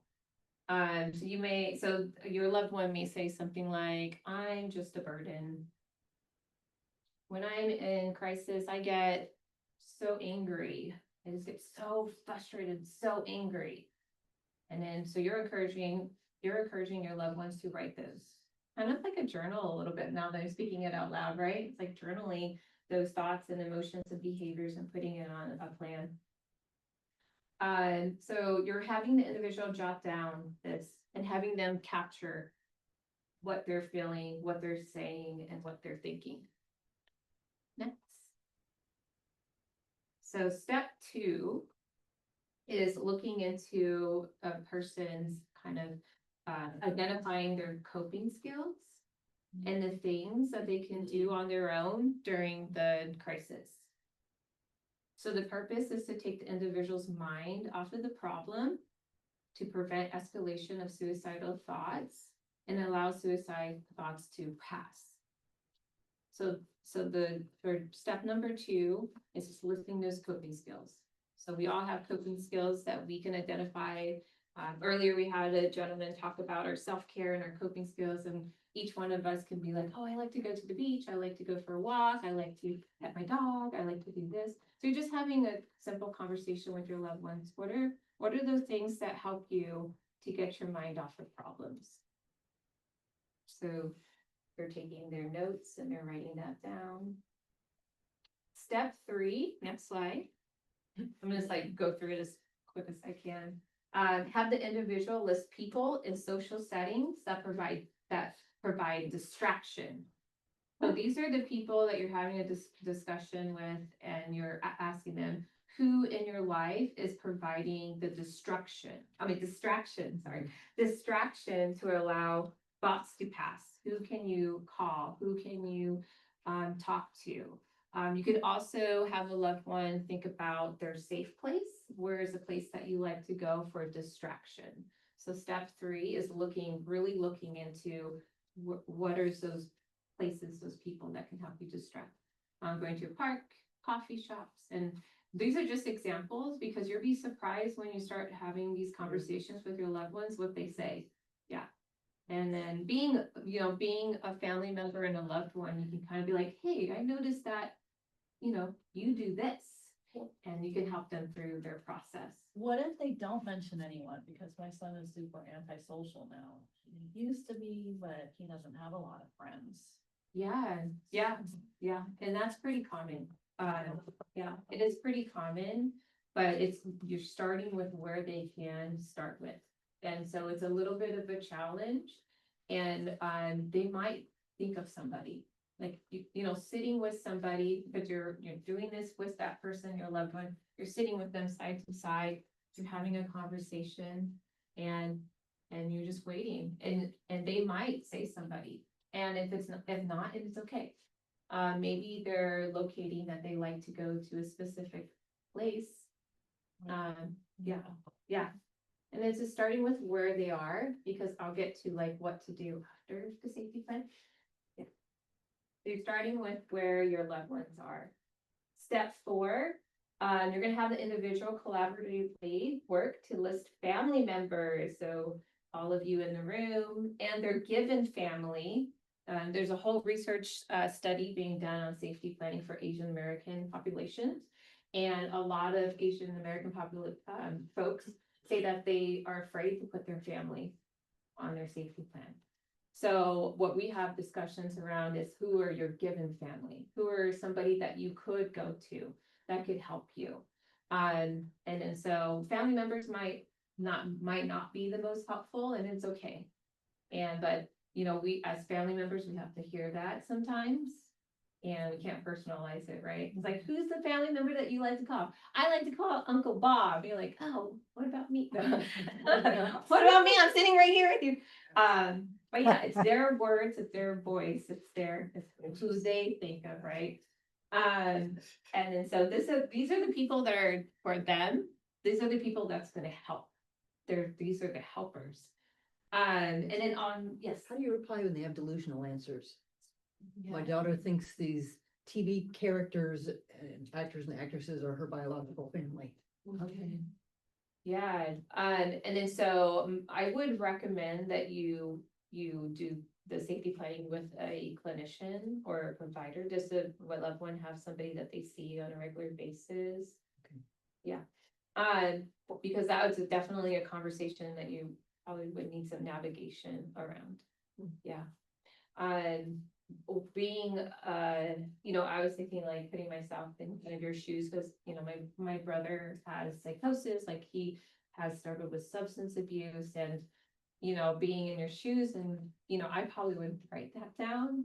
I don't know if it's the best. Close your ears, please, clinicians, close your ears. But at least I want him to feel heard. Yeah. But definitely the psychosis and the delusions is something that needs to be treated with a professional. Yeah. And if if your son or daughter is seeing a professional for that, you can get the professional to weigh in on that safety plan, but when you get them to talk, I get to talk. So if that's what they gonna say, okay, so now let's get something else more tangible. Yeah. I was working with a parent and she is like approaching like 86 years old and she's been the primary provider. And she was sharing with me that she's concerned about her son because she's getting older. Yeah. And she wants to make sure, she actually came to me and said, I see this safety plan, but I'm in it. It's all me. And, you know, he doesn't know what to do. If something happens, can you guys help me to get something so that we can make sure that he's gonna be able to make it, should I pass tomorrow? And I heard that parent loud and clear. So we put some other stuff in there, like he likes whatever it is, the ice cream, he remembered that with his grandparents. That was his calm place. Yeah. So she put that on the safety plan. Okay. And so I now, like that. sometimes when he's not doing well, she'll say, should I be bringing home a pint of ice cream tonight? He's like, yeah, you should. And that's their code word now. So like, I we like come that. a long ways because he's really, the stuff just didn't make sense. And we trying to make a safety plan Yeah. to make sense too. I just Yeah. want to always share that. Yeah, I kind of like what you said. It's like maybe like trying to find the kind of the key words or something that comes out. Listen. 'cause there's Yeah, something in there. maybe it's like, you know, saying something about like TV characters or like superheroes that they look up to, which is pretty common. I want to say, like, you know, it's like Superman. Okay, like, you know, let's talk some more, and then maybe there's something that would come out, and then like a person's name that you're like, oh, I know that person, and it's like, let's write that one. But yeah, it's definitely you're just gonna do your best, right? Do your best. Next, step 5. Oh, we're there? Okay, perfect. So step 5 is have the individual working on the plan with trained professionals. So this is where the professionals come into play. These professionals are going to help resolve the crisis. It's going to be a trained practitioner who might be even the person that's helping assist with this the safety plan. We never want to coerce our loved ones to put people that they don't feel comfortable with. And this happens sometimes. I'm going to be very open and transparent as a clinician. You know, I might be the one doing the safety plan and they're like, you know, all their other clinicians. And so you got to listen to that. Even if a loved one, you're like, but what about Dr. Smith? Like, he's been there all along. They might be like, I have a connection with this person. And so you got to really hear for those, who are those people that can help resolve their crisis. It could be an emergency psychiatric service. It could be the emergency room might be, you know, where they frequently go to. And so you just want to start with where they are at. And then also we want to include like hotline numbers like 988 and 911. Next. And then we're at the final step, step 6. So we're going to have the person complete their plan by writing what and how to make their environment safe. And Roberta just did a beautiful presentation all on calm.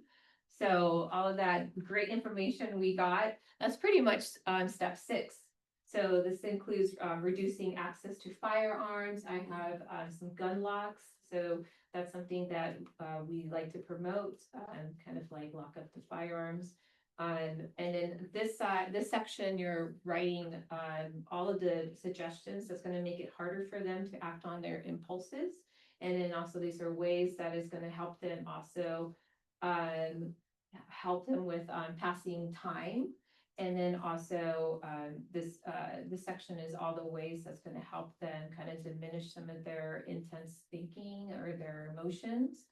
It takes a lot of problem solving to think about ways to reduce lethal means safety.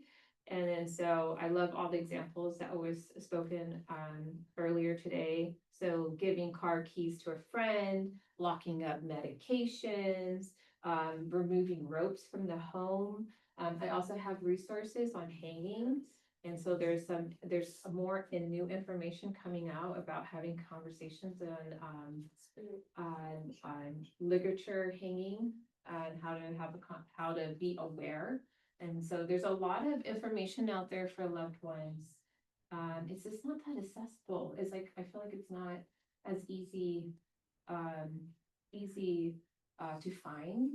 But I have some, resources that I would love to give to you for you to, read on your own. Also to wrap up, we're gonna have the person working on the plan can add those inspirational thoughts and then also those photos and mementos and all of the reasons worth living. So we definitely want, this plan doesn't really have it, but it's very, very encouraged to make sure that there's some information about their protective factors and what are the reasons that they want, what are those reasons that gives them hope? What are the reasons that give them the reason to live? What is the meaning of life for them? So we definitely want that included in the safety plan. And I'm gonna be wrapping up because I think it's almost time. Marsha, do you want to give us a time check? It's 2:12. Okay, we have about 15 minutes. One thing I want to say is thank you to Marsha for making sure that this occurred and that people have been able to gain some additional information. Safety planning is so critical. So thank you, Marsha. Thank you.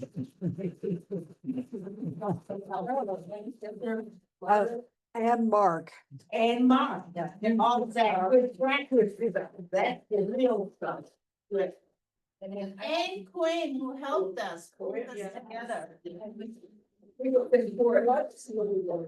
And then also with safety planning, before I go and sit down, is that a safety planning is a living document. Yeah. So I know we talked about it.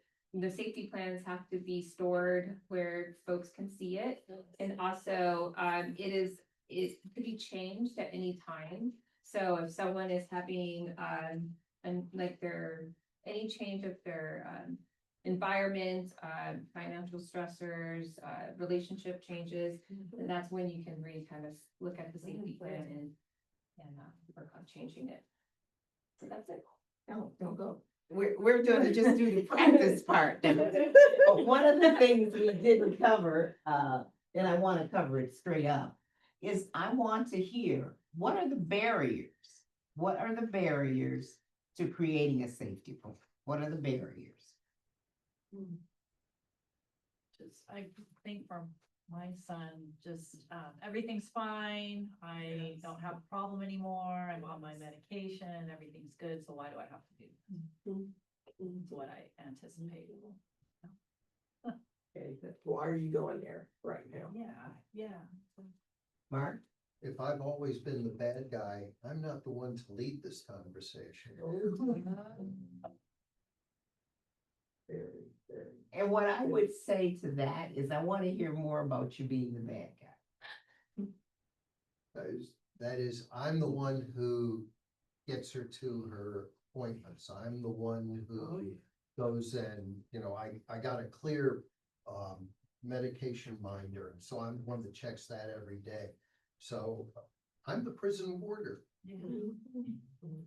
I follow along and make sure she's eating, make sure, try to push her to sleep, but all of these things as nicely as I can, but it might not be something they want, so it's Also want the people on Zoom to put into the chat any barriers that you have, because like what Mark said and what we heard first, in terms of these barriers, then we have to figure out, you talked about, Mark, having a team. And so maybe someone else on the team would be a better person to sit down and have that difficult conversation for the safety plan. Yeah. And for the question that we also heard here, in terms of why do I need to do this now? Things are going well. And the answer to that is the time not to run out of, be concerned about running out of gas is not when you're on the country road with no gas. It's when you have gas and maybe you're at a fourth of a quarter. And you know, I know there are those people who like to see, how far can I drive on funerals? Okay. But we don't want to be there. So that's kind of the time we want to do that. You know, we don't do fire prevention when the kitchen's on fire. We do fire prevention and put in those kinds of things, sprinkler systems or whatever it is, when there isn't a fire. So this is just kind of the preventive work, which is always, it costs much less to prevent an incident than to clear up an incident. So in presenting it to your son or daughter, That's right. when they're doing well, Mhm. what do you guys think is a strategy? I'm just thinking in my head. Maybe my strategy would be, you've been doing so well these days. I'm super excited. Let's get this down right now. And I do agree with you, Mark. It wouldn't be you if you're the person. Yeah. You take the You meds. have to think about You make who your else. appointment, it's like, no, we're gonna pull in someone else, but it's important to make sure that one parent who's not really that involved, that they know that safety plan too. Yeah. That they have to understand it too, that way they feel supported. So in my case, it's my daughter-in-law. And she's very, very smart and very eloquent and says all the right things, but does nothing. No follow through, nothing like that. So I'm trying to think of, and I will be sitting down with her and I will be making a safety plan with her. But will it have the same impact or meaning to her? And am I the right person? I don't know. And that's good. I think that was so good what Mark Yeah. raised. Think about, you know, we talked about the team, and I think that, I hope everybody heard that. If you don't walk away from here with anything else today, that you need a team. You know, because if we burn out the number one person, then what happens? We don't want to do that. We don't want to do that. So we want to make sure that this gets spread. So there is a team, and then periodically, as the lead kind of person, you want to make sure the team members know what they're contributing is very important.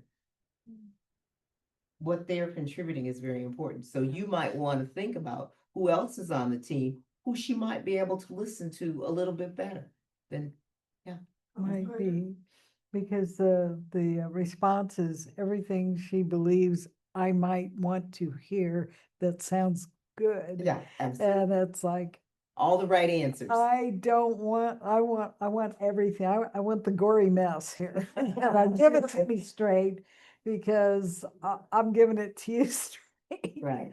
But yeah, and she has very few, I'm probably her only support right now, so I want to try to build that with her. That's, With build her, that out. with her. Yeah. Yeah. Build that out. That's very important. Yeah. But there are barriers. That's the one thing I hope you're just gonna get out of that question. You know, there are barriers, and we have to think through how to overcome those barriers, just like we thought through things that might help us do a better plan. So that was question number one. The second question is, what happens when the crisis occurs and everybody sort of forgets about the plan? Reality. Because we always want to do a postmortem, and so to speak. We always want to look back.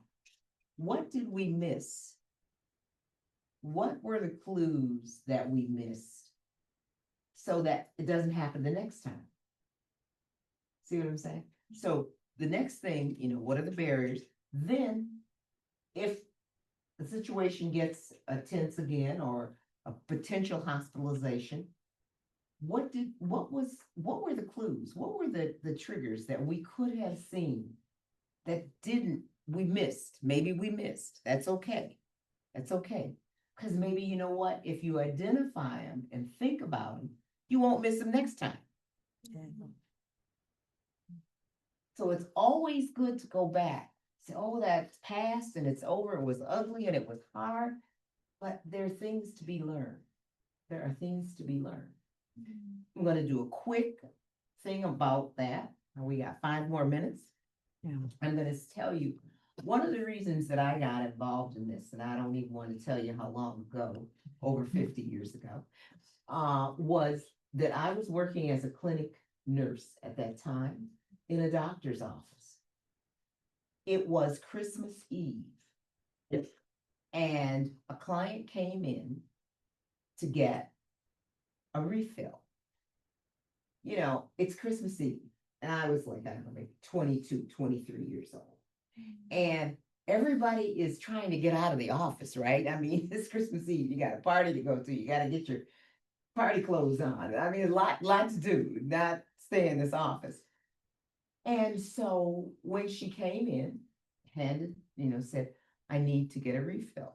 So we went in, asked the doctors, yeah, sure, give her a refill. She was a regular client. We knew her. Give her a refill.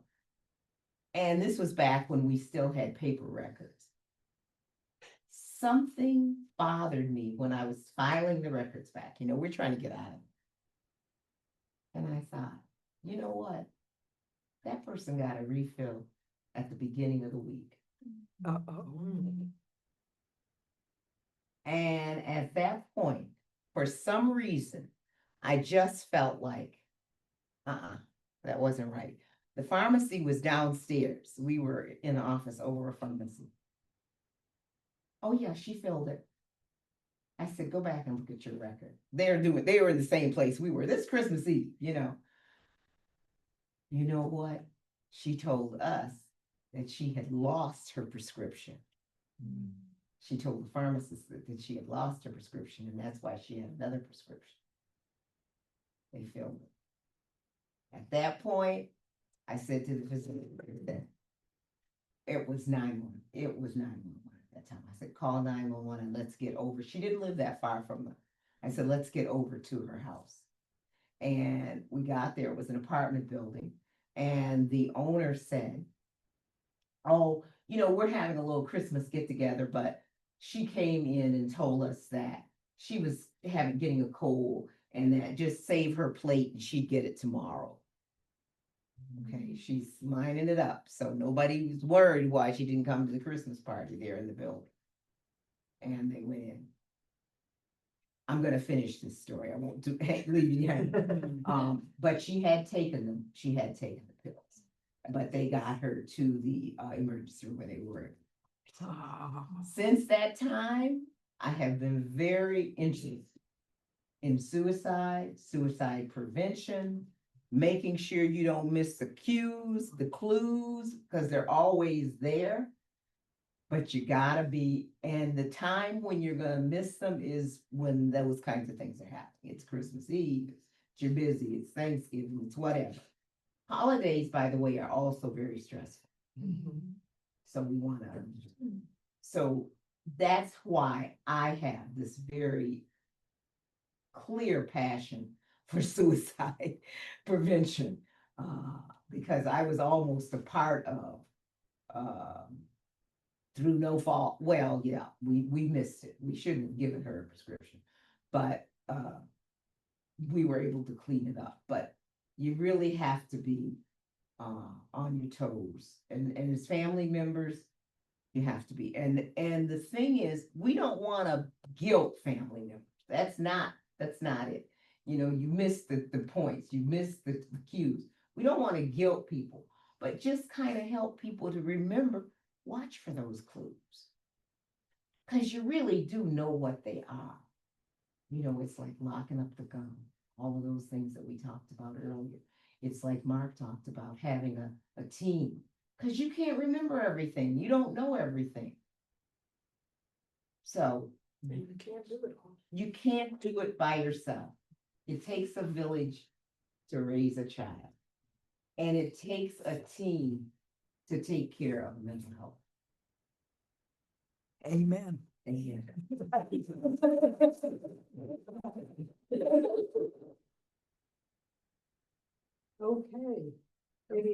Anything further, LaShelle?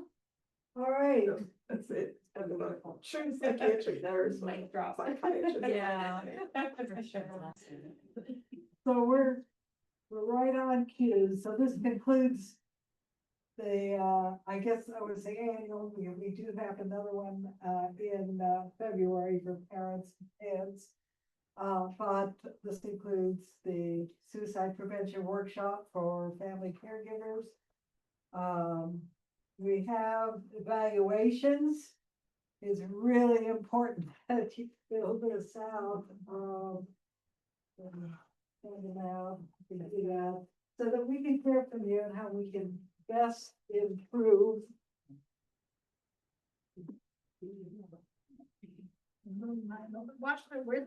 Where did you get this? So I just wanted to bring something up. In the package, we have this thing says self-care. Nisha will know. Nisha will know the answer.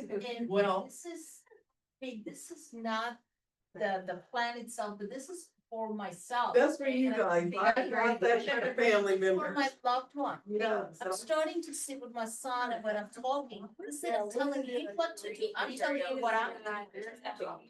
And it's free. It really is. I purchased some of those for families.